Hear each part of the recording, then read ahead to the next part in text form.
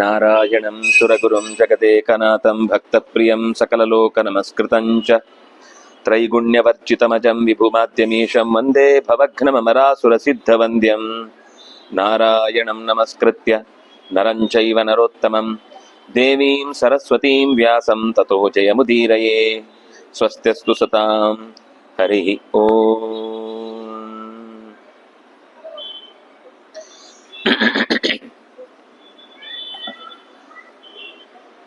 ಏಳನೇ ಅಧ್ಯಾಯದಲ್ಲಿ ಈ ಅಧಿಭೂತ, ಅಧಿದೈವ, ಅಧಿಯಜ್ಞ, ಅಧ್ಯಾತ್ಮ, ಬ್ರಹ್ಮ ಮತ್ತು ಕರ್ಮ ಈ ವಿಷಯಗಳನ್ನ ಯಾರು ಒಟ್ಟಿಗೆ ತಿಳಿತಾನೋ ಪ್ರಯಾಣ ಕಾಲದಲ್ಲಿ, ಅಂದ್ರೆ ಒಬ್ಬ ದೀರ್ಘವಾದ ಪ್ರಯಾಣ ಮಾಡುವವನು, ಪ್ರಯಾಣ ಅನ್ನುವ ಶಬ್ದಕ್ಕೆ ನಿಜವಾದ ಅರ್ಥ ದೇಹ ತ್ಯಾಗ ಮಾಡುವ ಸಮಯ ಅಂತ.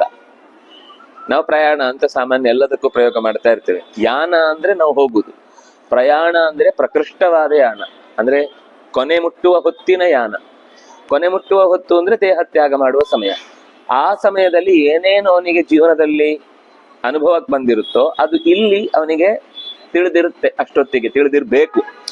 ಪ್ರಯಾಣ ಕಾಲೇಪಿ ಚ ಮಾಂ ತೇ ವಿದುಹು ಯುಕ್ತ ಚೇತಸಃ, ಇಷ್ಟಂತ ತಿಳ್ಕೊಂಡಿರ್ತಾರೆ. ಅಧಿಯಜ್ಞ, ಅಧಿಭೂತ, ಅಧಿದೈವ, ಅಧ್ಯಾತ್ಮ, ಬ್ರಹ್ಮ ಮತ್ತು ಕರ್ಮ, ಈ ಆರನ್ನ ತಿಳಿದಿರ್ಬೇಕು ಅಂತ ಕೃಷ್ಣ ಇಲ್ಲಿ ನಮಗೆ ಎಚ್ಚರಿಕೆಯನ್ನ ಕೊಟ್ಟು ಹೇಳಿದ್ದ. ಅರ್ಜುನ ನಮ್ಗೆ ಡೌಟ್ ಬಂತಲ್ಲ, ಏನದು ಅಧಿಯಜ್ಞ ಅಂದ್ರೆ, ಏನದು ಅಧಿಭೂತ ಅಂದ್ರೆ, ಏನದು ಅಧ್ಯಾತ್ಮ ಅಂತ. ಅವನು ಅದನ್ನೇ ಪ್ರಶ್ನೆ ಕೇಳ್ತಾನೆ. ಕಿಂ ತದ್ ಬ್ರಹ್ಮ ಕಿಂ ಅಧ್ಯಾತ್ಮಂ ಕಿಂ ಕರ್ಮ ಪುರುಷೋತ್ತಮ ಅಧಿಯಜ್ಞಂಚ ಕಿಂ ಪ್ರೋಕ್ತಂ ಅಧಿದೈವಂ ಕಿಮುಚ್ಯತೆ ಅಧಿಯಜ್ಞ ಕಥಂ ಕೋತ್ರ ದೇಹೇಸ್ಮಿನ್ ಮಧುಸೂದನ ಪ್ರಯಾಣ ಕಾಲೇ ಚ ಕಥಂ ಜ್ಞೇಯೋಸಿ ನಿಯತಾತ್ಮಭಿಃ. ಇಂದ್ರಿಯಗಳನ್ನ ನಿಯಂತ್ರಣದಲ್ಲಿಟ್ಟು ಮನಸ್ಸನ್ನ ಹತೋಟಿಗೆ ತಂದುಕೊಂಡಂತಹ ಮಂದಿ ಪ್ರಯಾಣ ಕಾಲದಲ್ಲಿ ತಿಳ್ಕೊಳ್ತಾರೆ ಅಂತ ಹೇಳಿದ್ಯಲ್ವಾ. ಈ ತಿಳ್ಕೊಳ್ಬೇಕಾದ 6 ವಿಷಯಗಳ ಸರಿಯಾದ ಪರಿಚಯವನ್ನ ನನಗೆ ಮಾಡಿಕೊಡು ಅಂತ ಕೇಳ್ತಾನೆ. ಮೊದಲನೇದು ಬ್ರಹ್ಮ. ಅಕ್ಷರಂ ಬ್ರಹ್ಮ ಪರಮಂ, ನಮಗೊಂಥರ ಒಂದು ಕೊಟೇಶನ್ ಇದ್ದ ಹಾಗೆ. ಅಕ್ಷರ ಅಂದ್ರೆ ಬ್ರಹ್ಮ ಅಂದ್ರೆ ಏನು, ಪರಮಂ ಅಕ್ಷರಂ. ಅಕ್ಷರ ಅಂದ್ರೆ ಒಂದು, ಅಂದ್ರೆ ಮುಂದೆ ಹೇಳ್ತಾರೆ ಅದನ್ನ 15ನೇ ಅಧ್ಯಾಯದಲ್ಲಿ. ಅಕ್ಷರ ಅಂದ್ರೆ ಬಹಳ ಪ್ರಸಿದ್ಧ ಲಕ್ಷ್ಮೀ ದೇವಿ, ಅಕ್ಷರ ಪುರುಷ ಅಂತ ಕರೀತಾಳ ಅವಳನ್ನು. ಇಲ್ಲಿ ಅಕ್ಷರ ಅಂತ ನೀವು ಬ್ರಹ್ಮ ಅಂತ ಹೇಳ್ತಾನೆ, ಅದಕ್ಕೆ ಪರಮಂ ಅಕ್ಷರಂ. ಅಕ್ಷರದಿಂದ ಪರತ್ವೇನ ಪ್ರತಿಪಾದ್ಯನಾದ ಅಕ್ಷರ ಇದು. ಅಕ್ಷರ ಅಂದ್ರೆ ಶಬ್ದಕ್ಕೆ ಅರ್ಥ ಏನು? ಕ್ಷರ ಅಂದ್ರೆ ನಾಶ, ಅಕ್ಷರ ಅಂದ್ರೆ ನಾಶ ಇಲ್ಲದ ತತ್ವ ಅಂತ ಅರ್ಥ. ಲಕ್ಷ್ಮಿ ನಾಶ ಇಲ್ಲದ ತತ್ವ. ಅವಳಿಗೆ ನಮ್ಮ ಹಾಗೆ ಅವಳಿಗೂ ಕೂಡ ದೇಹ ಇದೆ ಅಂತ ನಾವು ಅನ್ಕೊಳ್ಬಾರದು. ಪರಮಾತ್ಮನಂತೆ ಅವಳು ಪರಮಾತ್ಮನ ವಶದಲ್ಲಿರ್ತಾಳೆ ಅನ್ನೋದು ಒಂದು ಬಿಟ್ರೆ ಉಳಿದಿದ್ದೆಲ್ಲ ಪರಮಾತ್ಮನಂತೆಯೇ ಸೇಮ್. ಅವಳ ಗುಣಗಳು ಕೂಡ ಇಡೀ ಜಗತ್ತಿನಲ್ಲಿ ಎಲ್ಲ ಕಡೆ ವ್ಯಾಪಿಸಿದ್ದಾಳೆ. ಲಕ್ಷ್ಮಿಯನ್ನ ನಾವು ಎಷ್ಟು ತಿಳ್ಕೊಂಡ್ರು ಕಮ್ಮಿನೇ. ಯಾಕಂದ್ರೆ ಅವಳು ಕೂಡ ಈ ಜಗತ್ತಿನ ಎಲ್ಲ ಎಲ್ಲೆಗಳನ್ನ ಮುಟ್ಟಿದವಳು. ಕಾಲದಿಂದಲೂ ಅವಳ ಕೊನೆ ತುದಿ ಯಾರಿಗೂ ಗೊತ್ತಿಲ್ಲ. ದೇಶದಿಂದಲೂ ವ್ಯಾಪ್ತಿ, ಎಲ್ಲೆಲ್ಲಿದ್ದಾಳೆ ಅಂತ ಕೇಳಿದ್ರೆ ಎಲ್ಲ ಕಡೆ ಇದ್ದಾಳೆ. ಮತ್ತು ಪ್ರಾಪಂಚಿಕವಾದ ವಿಷಯದ ನಿಯಂತ್ರಣದಲ್ಲಿ ಅವಳಿಗೆ ಪೂರ್ತಿ ದೇವರು ಶಕ್ತಿ ಕೊಟ್ಟಿದ್ದಾನೆ. ಅದರಿಂದಾಗಿ ಅವಳು ದೇವರನ್ನ ತಿಳಿಯುವ ವಿಷಯದಲ್ಲಿ ಅವಳಿಗೆ ಇನ್ನೂ ತಿಳಿದಿಲ್ಲ ಅನ್ನೋದು ಬಿಟ್ರೆ ನಮ್ಗೆ ಸಂಬಂಧಪಟ್ಟ ಪ್ರಪಂಚದಲ್ಲಿ ಅವಳಿಗೆ ಪೂರ್ತಿ ಹೋಲ್ಡ್ ಇದೆ. ವಾಯುದೇವರು ಅನ್ನೋದು ಅವರ ಮಕ್ಕಳಾದ್ರಿಂದಾಗಿ, ಅವ್ರ ಜೀವೋತ್ತಮ ಆದ್ರಿಂದಾಗಿ ಕೇವಲ ಪ್ರಪಂಚದ ಒಳಗೆ ಮಾತ್ರ ಅವರಿಗೆ ನಿಯಂತ್ರಣ. ಅವಳಿಗೆ ಪ್ರಪಂಚದ ಆಚೆಗೂ ನಿಯಂತ್ರಣ ಇದೆ. ಅವ್ಯಾಕೃತ ಆಕಾಶ ಅಂತ ಏನ್ ಹೇಳ್ತೇವೆ, ಅದು ಈ ಮೋಕ್ಷವನ್ನು ದಾಟಿದ ಆಚೆಗಿನ ಪ್ರಪಂಚದಲ್ಲೂ ಅವಳಿಗೆ ಅಸ್ತಿತ್ವ ಇದೆ ದೇವ್ರ ಜೊತೆಗೆ. ಪ್ರಾಣದೇವರಿಗೆ ಅಷ್ಟು ವ್ಯಾಪ್ತಿ ಇಲ್ಲ.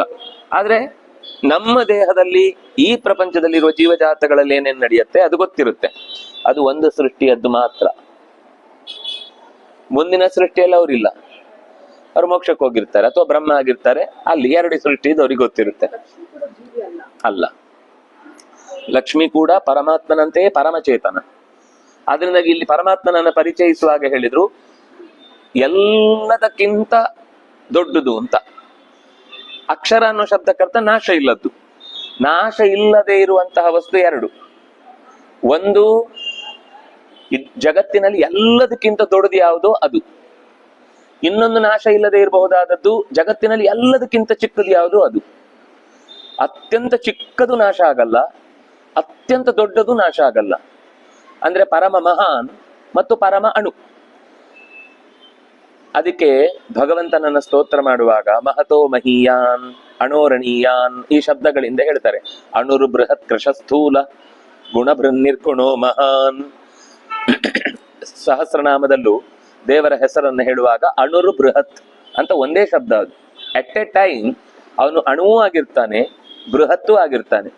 ಒಂದು ಕಾಲದಲ್ಲಿ ಅಣು, ಒಂದು ಕಾಲದಲ್ಲಿ ಬೃಹತ್ ಅಷ್ಟೇ ಅಲ್ಲ, ಎಲ್ಲಾ ಕಾಲದಲ್ಲಿ ಅಣುವೂ ಹೌದು. ಯಾಕಂದ್ರೆ ಜೀವನ ಅಂತರ್ಯಾಮಿ, ಜೀವನ ಒಳಗೆ ಜೀವನಿಗಿಂತಲೂ ಸೂಕ್ಷ್ಮವಾಗಿ ಇರುವವನಾದ್ರಿಂದಾಗಿ is smaller than an atom. ಅವನು ಕಣ ಕಣ ಅಂತ ನಾವೇನ್ ಕಾಣ್ತೇವೋ ಅದಕ್ಕಿಂತಲೂ ಅತ್ಯಂತ ಚಿಕ್ಕವನವನು. ಅದರಿಂದಾಗಿ ಇಡೀ ಸೂಕ್ಷ್ಮವಾದ ಪ್ರಪಂಚದಲ್ಲಿ ಪರಮ ಅಣುವು ಅವನೇ, ಪರಮ ಮಹತ್ವ ಅವನೇ. ಪರಮಾಣು, ಈಗ ವಸ್ತುಗಳಲ್ಲಿ ಈ ಯಾವುದೋ ಭೂಮಿ ಮಣ್ಣು ಇದರ ಪರಮಾಣು ಇದೆಯಲ್ಲ, ಅದಕ್ಕೆ ಅಣು ಸ್ವರೂಪ ಮಾತ್ರ, ಅದಕ್ಕೆ ಮಹತ್ ಸ್ವರೂಪ ಇಲ್ಲ. ಆಕಾಶ ಇದೆ, ಅದು ಎಲ್ಲದಕ್ಕಿಂತ ದೊಡ್ಡದು, ಅದಕ್ಕೆ ಪರಮ ಆಕಾಶ ಅಂದ್ರೆ ಪರಮ ಮಹತ್ತದು. ಆಕಾಶದಲ್ಲಿ ಒಂದಿದೆ ಏನು ಅಂದ್ರೆ ಪರಮಾಣುವಿನ ಒಳಗಿರುವ ಆಕಾಶ ಇದೆಯಲ್ಲ, ಅದು ಅತ್ಯಂತ ಚಿಕ್ಕದು ಮತ್ತು ಅದು ನಾಶ ಇಲ್ಲ. ಆಕಾಶ ಅತ್ಯಂತ ಚಿಕ್ಕದಾಗಿಯೂ ಇದೆ, ಅತ್ಯಂತ ದೊಡ್ಡದಾಗಿಯೂ ಇದೆ. ಆದ್ರೆ ಒಂದೇನು ಅಂದ್ರೆ ಈ ಚಿಕ್ಕದಾಗಿರುವ ಆಕಾಶದಲ್ಲಿ ದೊಡ್ಡದಾಗಿರುವ ಆಕಾಶದಲ್ಲಿ ಏನೇನಿದೆ ಅದೆಲ್ಲ ಇಲ್ಲ. ಈ ಚಿಕ್ಕ ಆಕಾಶದಲ್ಲಿ ಸ್ವಸಾಮರ್ಥ್ಯದಿಂದ ಇಡೀ ಜಗತ್ತಿನಲ್ಲಿ ಎಲ್ಲಾ ತತ್ವಗಳನ್ನ ತನ್ನ ವ್ಯವಸ್ಥೆ ಒಳಗೆ ಇಟ್ಕೊಳ್ಳಿಕ್ ಬರಲ್ಲ ಅದಕ್ಕೆ. ಆದ್ರೆ ಪರಮಾತ್ಮ ಹಾಗಲ್ಲ, ಅವನು ಅಣುವಾಗಿದ್ರು ಕೂಡ ಇಡೀ ಪ್ರಪಂಚದಲ್ಲಿರುವ ಇನ್ನೇನೇನು ವಸ್ತುಗಳಿವೆ ಅದೆಲ್ಲ ಅವನೊಳಗಿದೆ. ಇದೇ ಚಿಕ್ಕ ವಸ್ತುವಿನಲ್ಲಿ ಏನ್ ತಾಕತ್ತಿದೆ ಅದು ಪರಮ ಮಹತ್ವಿನಲ್ಲೂ ಇದೆ. ಅವನು ಅದರಿಂದಾಗಿ ಪರಮಂ ಅಕ್ಷರಂ, ನಾಶವಾಗದೇ ಇರುವ ವಸ್ತುಗಳಲ್ಲಿ ಪರಮ. ಆಕಾಶಕ್ಕೆ ತಾನಿದ್ದೇನೆ ಅನ್ನೋ ಪ್ರಜ್ಞೆ ಇಲ್ಲ, ಕಾಲಕ್ಕೆ ತಾನಿದ್ದೇನೆ ಅನ್ನೋದು ಗೊತ್ತಿಲ್ಲ, ಅದು ಒಂಥರ ನಾಶವೇ. ಅಂದ್ರೆ ಅದಕ್ಕೆ ತಾನಿದ್ದೇನೆ ಅನ್ನೋದೇ ಗೊತ್ತಿಲ್ಲ ಅಂದ್ರೆ ಜ್ಞಾನದ ಅಭಾವ ಅನ್ನೋದು ಕೂಡ ಒಂದು ರೀತಿ ನಾಶವೇ. ಆ ನಾಶ ಇದೆ ಆಕಾಶಕ್ಕೆ, ಕಾಲಕ್ಕೆ. ಪರಮಾಣುವಿಗೆ ಅತ್ಯಂತ ಸೂಕ್ಷ್ಮ ಇದೆ, ಆದ್ರೆ ಅದು ಪರಮ ಮಹತ್ತಲ್ಲ. ಆಕಾಶ ಪರಮ ಮಹತ್ ಹೌದು, ಕಾಲ ಪರಮ ಮಹತ್ ಹೌದು, ಆದ್ರೆ ಅದಕ್ಕೆ ತನ್ನ ಅಸ್ತಿತ್ವದ ಬಗ್ಗೆ ಪ್ರಜ್ಞೆ ಇಲ್ಲ. ಜಗತ್ತಿನಲ್ಲಿ ಏನೆಲ್ಲ ವಸ್ತುಗಳಲ್ಲಿ ಎಕ್ಸ್ಕ್ಲೂಸಿವ್ ಅಂತ ನಾವು ಹೇಳ್ತೇವೋ ಆ ಎಲ್ಲಾ ಎಕ್ಸ್ಕ್ಲೂಸಿವ್ಗಳು ಒಂದು ಕಡೆ ಇದ್ರೆ ಅದು ಪರಮಂ ಅಕ್ಷರಂ. ಇದಕ್ಕಿಂತ ಮಿಗಿಲಾದ ನಾಶ ಹೊಂದದೇ ಇರುವ ಎಲ್ಲದರ ಅರಿವು ಇರುವ ಪರಮ ಅಂದ್ರೆ ಉತ್ಕೃಷ್ಟವಾದ ಮಾ ಯಸ್ಯ. ಮಾ ಅಂದ್ರೆ ತಿಳಿವು, ಮಾನೆ, ಮಾ ಜ್ಞಾನಿ. ತನ್ನ ಮಿತಿ ಉಳಿದವರ ಮಿತಿ ಚೆನ್ನಾಗಿ ಗೊತ್ತಿದೆ. ಮಾ ಅನ್ನೋದು ಮರ್ಜ್ ಅಂದ್ರೆ ಇಡೀ ಜಗತ್ತನ್ನೆಲ್ಲವನ್ನು ತನ್ನೊಳಗೆ ಇಟ್ಕೊಳ್ಳುವ ಶಕ್ತಿ. ಮಾ ಅಂದ್ರೆ ಅಳತೆ, ಎಲ್ಲವನ್ನು ತನ್ನ ಅಳತೆಯಲ್ಲಿ ಇಟ್ಟುಕೊಳ್ಳುವ ಶಕ್ತಿ. ಮಾ ಅಂದ್ರೆ ಜ್ಞಾನ, ಎಲ್ಲದರ ಬಗ್ಗೆ ಸರಿಯಾದ ತಿಳಿವು. ಅದು ಪರ ಮಾ, ಅದು ಪರಮಂ ಅಕ್ಷರಂ. ಅಧಿಕಂ ಕ್ಷರಂ ಇನ್ನೊಂದರ್ಥ. ಕ್ಷರ ಅಂದ್ರೆ ಸುರಿಸುವುದು ಅಂತ ಅರ್ಥ. ಗಾನ್ ಏನು ದುಗ್ಧಂ ಕ್ಷರತಿ, ಹಸುವನ್ನ ಕರೆಯುತ್ತಾ, ಹಾಲನ್ನು ಕರೆಯುತ್ತಾನೆ. ಕರೆಯುವುದು ಅಂದ್ರೆ ಈಗ ಮಳೆ ಕರೆಯುವುದು, ಅನುಗ್ರಹದ ಮಳೆಗರೆದ ಅಂತ ಹೇಳಿದ್ರೆ ಅದು ಕ್ಷರಣ ಅಂತ ಅರ್ಥ. ಕ್ಷರಣ ಅಂದ್ರೆ ಸುರಿಸುವುದು. ಅಧಿಕಂ ಕ್ಷರತಿ, ಬೇರೆ ಎಲ್ಲರಿಗಿಂತ ಅತ್ಯಂತ ಹೆಚ್ಚಿನ ಕಾರುಣ್ಯವನ್ನ ಸುರಿಸ್ತಾನೆ. ಅದರಿಂದಾಗಿ ಅವನಿಗೆ ಅಕ್ಷರ ಅಂತ ಹೆಸರು. ಇನ್ನು ಆಟು ಕ್ಷಾದ ತನಕ ರಮತೆ, ಅಕಾರದಿಂದ ಕ್ಷಕಾರದ ತನಕ ಏನೆಲ್ಲ ಅಕ್ಷರಗಳಿವೆಯೋ ಆ ಎಲ್ಲಾ ಅಕ್ಷರಗಳಿಂದಲೂ ಪ್ರತಿಪಾದ್ಯನಾಗಿ ಆ ಅಕ್ಷರಗಳಿಂದ ಪ್ರತಿಪಾದ್ಯವಾದ ಗುಣಗಳಿಂದ ಆತ ನಮ್ಮನ್ನೆಲ್ಲ ಕುಣಿಸ್ತಾನೆ, ಅಥವಾ ಅವನು ಅದರಲ್ಲಿ ಇದ್ದು ನಮಗೆ ಆನಂದವನ್ನ ಕೊಡ್ತಾನೆ. ಅಕ್ಷರದಿಂದ ಕೇಳುದ್ರಿಂದ ಒಂದು ಆನಂದ ಆಗುತ್ತೆ. ಈಗ ನೀವು ಕೇಳ್ತಾ ಇದ್ದೀರಿ ಅಂದ್ರೆ ಏನೋ ಒಂದು ಕೇಳಿದಕ್ಕೊಂದು ಖುಷಿ ಇದೆ. ಆ ಖುಷಿಗೆ ಕಾರಣವಾದಂತಹ ಅಕ್ಷರಗಳ ಶಕ್ತಿ ಅದು ಅವನೇ. ಆದ್ರಿಂದಾಗಿ ಪರಮಂ ಅಕ್ಷರಂ ಬ್ರಹ್ಮ. ಬ್ರಹ್ಮ ಅನ್ನೋ ಶಬ್ದಕ್ಕೂ ಅರ್ಥ ಇದೇ ತರ ಬರುತ್ತೆ. ಬೃಹಂತೋ ಹಿ ಅಸ್ಮಿನ್ ಗುಣ, ಬೇರೆ ಎಲ್ಲರಿಗಿಂತ ಅತ್ಯಂತ ಹೆಚ್ಚಿನ ಗುಣಗಳು ಇವನಲ್ಲಿ ಇದೆ. ಆದ್ರಿಂದಾಗಿ ಇವನನ್ನ ಬ್ರಹ್ಮ ಅಂತ ಹೇಳ್ತಾರೆ ಅಂತ. ಹಾಗಾಗಿ ಕಿಂ ಬ್ರಹ್ಮ ಅಕ್ಷರಂ ಪರಮಂ ಬ್ರಹ್ಮ. ಯಾಕೆಂದ್ರೆ ಯಾಕೆ ಈ ಮಾತು ಹೇಳಿದ್ರು ಅಂದ್ರೆ, ಇನ್ನೊಂದು ರೀತಿಯಲ್ಲಿ ಯೋಚನೆ ಮಾಡಿದ್ರೆ ಕೆಲವರಿಗೆ ಬ್ರಹ್ಮ ಮೇಲೆ ಇನ್ನೊಂದು ಪರಂ ಬ್ರಹ್ಮ ಅಂತಿದೆ. ಇದು ಲೋಕದಲ್ಲಿ ಓಡಾಡುವ ಬ್ರಹ್ಮ. ಶುದ್ಧ ಬ್ರಹ್ಮ ಒಂದಿದೆ, ಅದನ್ನು ಪರಂ ಬ್ರಹ್ಮ ಅಂತ ಹೇಳುದು. ಶುದ್ಧ ಬ್ರಹ್ಮ ಅಂದ್ರೆ ಅದಕ್ಕೆ ಗುಣ ಇಲ್ಲ, ಅದು ನಿರ್ಗುಣ. ಅದು ಏನು ಅಂತ ಎಕ್ಸ್ಪ್ಲೇನ್ ಮಾಡ್ಲಿಕ್ಕೆ ಸಾಧ್ಯ ಇಲ್ಲ. ಯಾವ ರೀತಿಯಿಂದಲೂ ಅದಕ್ಕೂ ವಿವರಣೆಯೇ ಇಲ್ಲ. ನಿರ್ವಿಶೇಷವಾದ, ನಿರ್ವಿಕಲ್ಪಕವಾದ, ನಿರ್ವಾಚ್ಯವಾದ, ನಿಸ್ತೇಜವಾದ, ನಿರ್ಗುಣವಾದ, ಇನ್ನೇನೇನೇನೇನ್ ಶಬ್ದದಿಂದ ಹೇಳಲಿಕ್ಕಾಗುತ್ತೋ ಅದೆಲ್ಲದರಿಂದ ಕೂಡಿದ್ರೆ ಅದು. ನಾನು ಹೇಳುದು ನಿರ್ಗುಣ ಅನ್ನುವ ಶಬ್ದ ಒಂದು ವಿಶೇಷಣ ಅಲ್ವಾ, ಅದರಿಂದನೇ ಅದು ಪರಿಚಯ ಆಗುದಲ್ವಾ. ಆದ್ರೆ ಯಾವ ಶಬ್ದಕ್ಕೂ ಸಿಗದ್ದು ಅಂತ ಹೇಳುದವ್ರು. ಯಾವ ಶಬ್ದಕ್ಕೂ ಸಿಗದ್ದು ಅನ್ನುವ ಶಬ್ದಕ್ಕೆ ಸಿಕ್ಕಿತಲ್ವಾ.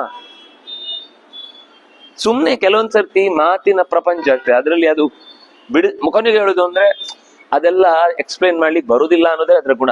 ನೀವು ಎಕ್ಸ್ಪ್ಲೇನ್ ಮಾಡಿದ್ದು ಕೂಡ ನೀವು ಪೂರ್ತಿ ಎಕ್ಸ್ಪ್ಲೇನ್ ಮಾಡ್ಲಿಲ್ಲ ಅಂತಾನೆ ಅರ್ಥ ಅಂತ ಕೊನೆಗೇನೋ ಆರಿಸಿ ಉತ್ತರ ಕೊಡ್ಬೇಕು. ಬಿಟ್ರೆ ಹಾಗೊಂದಿಲ್ಲ. ಪರಮಂ ಬ್ರಹ್ಮ, ಇದೇ ಪರಮಂ ಬ್ರಹ್ಮ. ಕೃಷ್ಣ ಹೇಳುವ ಮಾತು ನಾನೇ, ಅದನ್ನ ಹಿಂದೆಯೂ ಹೇಳಿದ್ದಾನೆ ತುಂಬಾ ಕಡೆಗಳಲ್ಲಿ. ನಾನೇ ಪರಂ ಬ್ರಹ್ಮ ಪರಂಧಾಮ ಪವಿತ್ರಂ ಪರಮಂ ಭವಾನ್ ಅಂತ ಅರ್ಜುನನು ಸ್ತೋತ್ರ ಮಾಡ್ತಾನೆ ದೇವರನ್ನ. ಹಾಗಾಗಿ ಪರಂ ಬ್ರಹ್ಮ ಮತ್ತೆ ಅಪರಂ ಬ್ರಹ್ಮ ಅಂತ ಇನ್ನೊಂದಿಲ್ಲ, ಒಬ್ಬನೇ ಬ್ರಹ್ಮ. ಇನ್ನೇನು ಬ್ರಹ್ಮ ಅಂತ ಹೇಳಲಿಕ್ಕಿದೆ, ಚತುರ್ಮುಖ ಇದ್ದಾನೆ. ಇನ್ನು ಅವಳಿಗೆ ಹೇಳುದಾದ್ರೆ ಅವಳು ಬ್ರಹ್ಮವೇ, ಅವಳು ಅಕ್ಷರ ಬ್ರಹ್ಮ, ಅವನು ಪರಬ್ರಹ್ಮ, ಇವಳು ಅಕ್ಷರ ಬ್ರಹ್ಮ, ಅವನು ಬ್ರಹ್ಮ. ಯಾಕೆ ನಪುಂಸಕಲಿಂಗದಲ್ಲಿ ಹೇಳಿದ್ರು ದೇವರನ್ನ ಬ್ರಹ್ಮ ಅಂತ? ಯಾವುದಕ್ಕೆ ಎರಡೂ ಲಿಂಗಗಳ ತಾಕತ್ತಿದೆಯೋ ಅದನ್ನ ನಪುಂಸಕಲಿಂಗದಲ್ಲಿ ಹೇಳುದು. ಪರಮಾತ್ಮನಿಗೆ ಸ್ತ್ರೀಯ ರೂಪದಲ್ಲೂ ಇದ್ದು ಗೊತ್ತಿದೆ, ಪುಂ ರೂಪದಲ್ಲೂ ಇದ್ದು ಗೊತ್ತಿದೆ, ಆದ್ರಿಂದ ಅವ್ರು ನಪುಂಸಕಲಿಂಗದಲ್ಲಿ ಹೇಳ್ತಾರೆ. ಹಾಗಾದ್ರೆ ಲಕ್ಷ್ಮಿಯು ಹಾಗೇನೆ. ಲೋಕದಲ್ಲಿ ನಾವು ಯಾರು ಉಳಿದ ಪುರುಷರು ಅಂತ ಹೇಳ್ತೇವೆ, ಆ ಎಲ್ಲ ಪುರುಷರನ್ನ ಮೀರಿ ನಿಂತವಳಾದ್ರಿಂದಾಗಿ ಏನು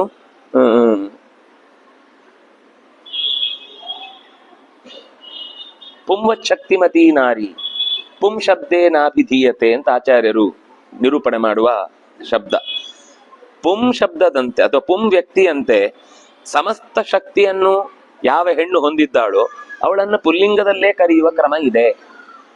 ಆದ್ರಿಂದ ಅವಳು ಪುಂ ಶಬ್ದದಿಂದಲೂ ವಾಚ್ಯಳಾಗಿದೆ. ಅದಕ್ಕೆ ಅಕ್ಷರ ಪುರುಷ ದ್ವಾವಿಮೋ ಪುರುಷವು ಅಂತ ಹೇಳುವಾಗ ಅಲ್ಲಿ ಪುಲ್ಲಿಂಗದಲ್ಲಿ ಹೇಳಿದ್ದು. ಒಂದು ಚರಾಚರ ಪ್ರಪಂಚ, ಕ್ಷರ ಸರ್ವಾಣಿ ಭೂತಾನಿ ಕೂಟಸ್ಥಃ ಪುಲ್ಲಿಂಗದ ಶಬ್ದ, ಅಕ್ಷರ ಉಚ್ಯತೆ, ಅವಳನ್ನು ಕೂಟಸ್ಥ ಪುರುಷ ಅನ್ನುವ ಶಬ್ದದಿಂದ ಹೇಳ್ತಾರೆ. ಅದಕ್ಕೆ ಅದು ಪುಂವತ್ ಶಕ್ತಿಮತಿ. ಲೋಕದಲ್ಲಿ ಚತುರ್ಮುಖಾದಿಗಳಿಗೂ ಕೂಡ ಬಲವನ್ನು ತುಂಬಿದವಳು ಅವಳೇ, ಆದ್ರಿಂದಾಗಿ ಅವಳನ್ನು ಪುಂ ಶಬ್ದದಿಂದ ಹೇಳಿದ್ರು. ಇನ್ನು ಸಹಜವಾಗಿ ಸ್ತ್ರೀತ್ವದ ದ್ಯೋತಕವಾಗಿ ಎಲ್ಲಾ ಮುಂದಿನ ಸ್ತ್ರೀಗೂ ಅಂತರಂಗದಲ್ಲಿ ಅದಕ್ಕೆ ಪ್ರಚೋದಕವಾದ ಸ್ತ್ರೀ ಭಾವವನ್ನು ಹುಟ್ಟಿಸೋಳು ಅವಳೇ, ಆದ್ರಿಂದಾಗಿ ಕೀರ್ತಿ ಶ್ರೀ ವಾಕ್ ಚ ನಾರೀಣಾಂ, ನಾರಿಗೆ ಸಂಬಂಧಪಟ್ಟಂತಹ ಎಲ್ಲಾ ಲಕ್ಷಣಗಳನ್ನು ಕೂಡ ಎತ್ತಿ ತೋರುವಂತಹ ರೂಪ ಅವಳೇ, ಆದ್ರಿಂದಾಗಿ ಅವಳನ್ನ ಸ್ತ್ರೀ ಶಬ್ದದಿಂದ ಹೇಳಿದಾದ್ರೆ ಎರಡೂ ಅವಳಿಗೆ ಹೊಂದುವಂತಹ ಶಬ್ದ ಆದ್ರಿಂದಾಗಿ ಅವಳನ್ನ ನಪುಂಸಕಲಿಂಗದಲ್ಲಿ ಹೇಳ್ತಾರೆ. ಆದ್ರಿಂದ ಇಲ್ಲಿ ಅಕ್ಷರಂ ಬ್ರಹ್ಮ ಪರಮಂ, ಸರಿ ಒಂದಾಯ್ತು, ಬ್ರಹ್ಮದ ಶಬ್ದದ ಅರ್ಥ ಆಯ್ತು. ಒಂದಕ್ಕೆ ಮುಗಿಲಿಲ್ಲ, ಇನ್ನೂ ಇದೆ. ಅಧ್ಯಾತ್ಮಂ ಕಿಂ? ಸ್ವಭಾವ ಅಧ್ಯಾತ್ಮ ಮುಚ್ಯತೆ. ಸ್ವಭಾವ, ಪ್ರತಿಯೊಂದು ವಸ್ತುವಿನ ಅದರದ್ದೇ ಆದ ಎಕ್ಸ್ಕ್ಲೂಸಿವ್ ಕ್ವಾಲಿಟಿ ಏನಿದೆ ಅದೇ ಅಧ್ಯಾತ್ಮ. ಜೀವ ಇದೆ, ಜೀವಕ್ಕೆ ಶರೀರ ಬರುತ್ತೆ, ಆ ಜೀವಕ್ಕೆ ಮನಸ್ಸು ಇದೆ, ಶರೀರ ಬಂದಾಗ ಅದಕ್ಕೆ ಹೃದಯ ಇದೆ. ಇಡೀ ಪ್ರಪಂಚವೇ ಒಂದು ಚತುರ್ಮುಖನ ಶರೀರ ಅಂತಂದಾಗ ಜಗತ್ತೇ ಆತ್ಮ. ಆತ್ಮವನ್ನು ಅಧಿಕರಿಸಿ ಏನೆಲ್ಲ ಚಿಂತನೆ ಮಾಡ್ತೇವೋ ಅದೆಲ್ಲವೂ ಅಧ್ಯಾತ್ಮ. ಪ್ರಪಂಚದ ಬಗ್ಗೆ ತಿಳ್ಕೊಂಡ್ರೆ ಅಧ್ಯಾತ್ಮ, ಜೀವದ ಬಗ್ಗೆ ತಿಳ್ಕೊಂಡ್ರೆ ಅಧ್ಯಾತ್ಮ, ಮನಸ್ಸಿನ ಬಗ್ಗೆ ತಿಳ್ಕೊಂಡ್ರೆ ಅಧ್ಯಾತ್ಮ, ಹೃದಯದ ಬಗ್ಗೆ ತಿಳ್ಕೊಂಡ್ರೆ ಅಧ್ಯಾತ್ಮ, ದೇಹದ ಬಗ್ಗೆ ತಿಳ್ಕೊಂಡ್ರೆ ಅಧ್ಯಾತ್ಮ. ಇನ್ನು ಆತ್ಮ, ಅಂತರ್ಯಾಮಿ, ಅಮೃತ ಎಲ್ಲರ ಅಂತರ್ಯಾಮಿಯಾದ ಪರಮಾತ್ಮನನ್ನ ತಿಳಿಕ್ ಹೋದ್ರೆ ಅದು ಅಧ್ಯಾತ್ಮವೇ. ಹಾಗಾದ್ರೆ ಅಧ್ಯಾತ್ಮ ಅಂತನ್ನುವ ಶಬ್ದಕ್ಕೆ ಜೀವನ ಸ್ವರೂಪ ಮತ್ತು ಜೀವಕ್ಕೆ ಅಂಟಿಕೊಂಡಿರುವಂತಹ ಸುತ್ತಲಿನ ಪ್ರಪಂಚದ ಅಥವಾ ಪಿಂಡಾಂಡದ ಬಗ್ಗೆ ಸರಿಯಾಗಿ ತಿಳ್ಕೊಳ್ಳುವುದೇನಿದೆ ಅದು ಅಧ್ಯಾತ್ಮ. ಸ್ವಭಾವ, ತನ್ನ ಇರುವಿಕೆಗೆ ಕಾರಣವಾದ ಶರೀರ ಮತ್ತು ತನ್ನ ಇರವು ಯಾವುದು ಜೀವ, ಇದೆರಡರ ನಡುವಿನ ಸಂಬಂಧ ಇದೆಯಲ್ಲ, ಇದನ್ನ ಅಧ್ಯಾತ್ಮ ಅಂತ ಕರೀತಾರೆ. ಭೂತ ಭಾವೋದ್ಭರ ಭವಕರ ವಿಸರ್ಗ ಕರ್ಮ. ಭೂತ ಅಂದ್ರೆ ಜೀವಗಳು, ಭಾವ ಅಂದ್ರೆ ವಸ್ತುಗಳು, ಮಣ್ಣು ನೀರು ಗಾಳಿ ಬೆಂಕಿ ಆಕಾಶ, ಅದನ್ನ ಹೀಗೂ ಇಟ್ಕೊಳ್ಬಹುದು. ಭೂತಗಳು ಅಂದ್ರೆ ಪಂಚಭೂತಗಳು, ಭಾವ ಅಂದ್ರೆ ಜೀವಿಗಳು, ಯಾವಾಗ್ಲೂ ಇರುವಂತವುಗಳು. ಇವು ಎರಡಕ್ಕೆ ಒಂದು ಮಿಶ್ರಣ ಆಗತ್ತಲ್ಲ, ಶರೀರ ಅನ್ನೋದು ಜೀವಕ್ಕೆ ಸೇರಿ ಬರುತ್ತಲ್ಲ, ಭೂತ ಭಾವ ಉದ್ಭವ, ಇದೆರಡನ್ನ ಜೋಡಿಸಿ ಹೊರಕ್ಕೆ ತರುವಂತಹ ಪ್ರಕ್ರಿಯೆ ಏನಿದೆ ಅದನ್ನೇ, ಅಥವಾ ಸೃಷ್ಟಿ ಅಂತ ನಾವೇನ್ ಹೇಳ್ತೇವೆ, ಅದು ಕರ್ಮ. ನಾವು ತಿಳ್ಕೊಳ್ಬೇಕಾದದ್ದು ಸೃಷ್ಟಿಯ ಬಗ್ಗೆ ತಿಳ್ಕೊಳ್ಬೇಕು. ಯಾಕೆಂದ್ರೆ ಜಗತ್ತಿನಲ್ಲಿ ಯಾವುದು ಹೇಗೆ ಸೃಷ್ಟಿ ಆಗಿದೆ ಅನ್ನೋ ನಮ್ಗೆ ಗೊತ್ತಾಗ್ಬೇಕು. ಯಾವ ಯಾವ ಗುಣಗಳಿಂದ ಕೂಡಿ ಜಗತ್ತು ಸೃಷ್ಟಿಯಾಗಿದೆ ಅಂತ ಗೊತ್ತಾದಾಗ ಮೂರನೇ ಅಂಶ ಗೊತ್ತಾಯ್ತು. ಮೊದಲನೇದು ಬ್ರಹ್ಮ, ಎರಡನೇದು ಅಧ್ಯಾತ್ಮ, ಮೂರನೇದು ಕರ್ಮ. ಮೂರಾಯ್ತು. ಅಧಿಭೂತಂ ಕ್ಷರೋಭಾವ. ಅಧಿಭೂತ, ಭೂತ ಅಂದ್ರೆ ಮುಖ್ಯವಾಗಿ ಪಂಚಭೂತಗಳು ಸೇರ್ತವೆ. ಅದರಿಂದಾಗಿ ಪಂಚಭೂತಗಳಲ್ಲಿ ಮಣ್ಣು ನೀರು ಗಾಳಿ ಬೆಂಕಿ ಆಕಾಶ ಎಲ್ಲದಕ್ಕೂ ಅದರದ್ದೇ ಆದ ಒಂದು ವಿಶಿಷ್ಟವಾದ ಗುಣಲಕ್ಷಣ ಇದೆ. ನಾವು ಮಣ್ಣು ಅಂದ್ರೆ ಏನು ಅಷ್ಟೇ ತಾನೆ ಅಂತ ನಾವು ಹೇಳ್ತೇವೆ. ಆದ್ರೆ ಭಾಗವತವನ್ನ ನೀವು ಗಮನಿಸಿದ್ರೆ ಈ ಭೂತದ ಬಗ್ಗೆ ಮಾತನಾಡುವಾಗ ಪ್ರತಿಯೊಂದು ಭೂತದ ಗುಣಲಕ್ಷಣಗಳೇನು ಅನ್ನೋದನ್ನ ಹೇಳುವಾಗ ನಾವು ಅದನ್ನೇ ಯೋಚನೆ ಮಾಡಿದ್ರೆ ಸಿಕ್ಕಾಪಟ್ಟೆ ಯೋಚನೆ ಮಾತಾಡ್ಲಿಕ್ಕಿದೆ. ಅಂದ್ರೆ ಎಲ್ಲ ಒಟ್ಟಾಗುತ್ತೆ, ಎಲ್ಲ ಬಿಡುಗಡೆ ಆಗುತ್ತೆ. ಆಗ ಪಿಂಡಾಂಡದ ಬಗ್ಗೆ ಹೇಳಿದ್ರು. ಯಾವುದು?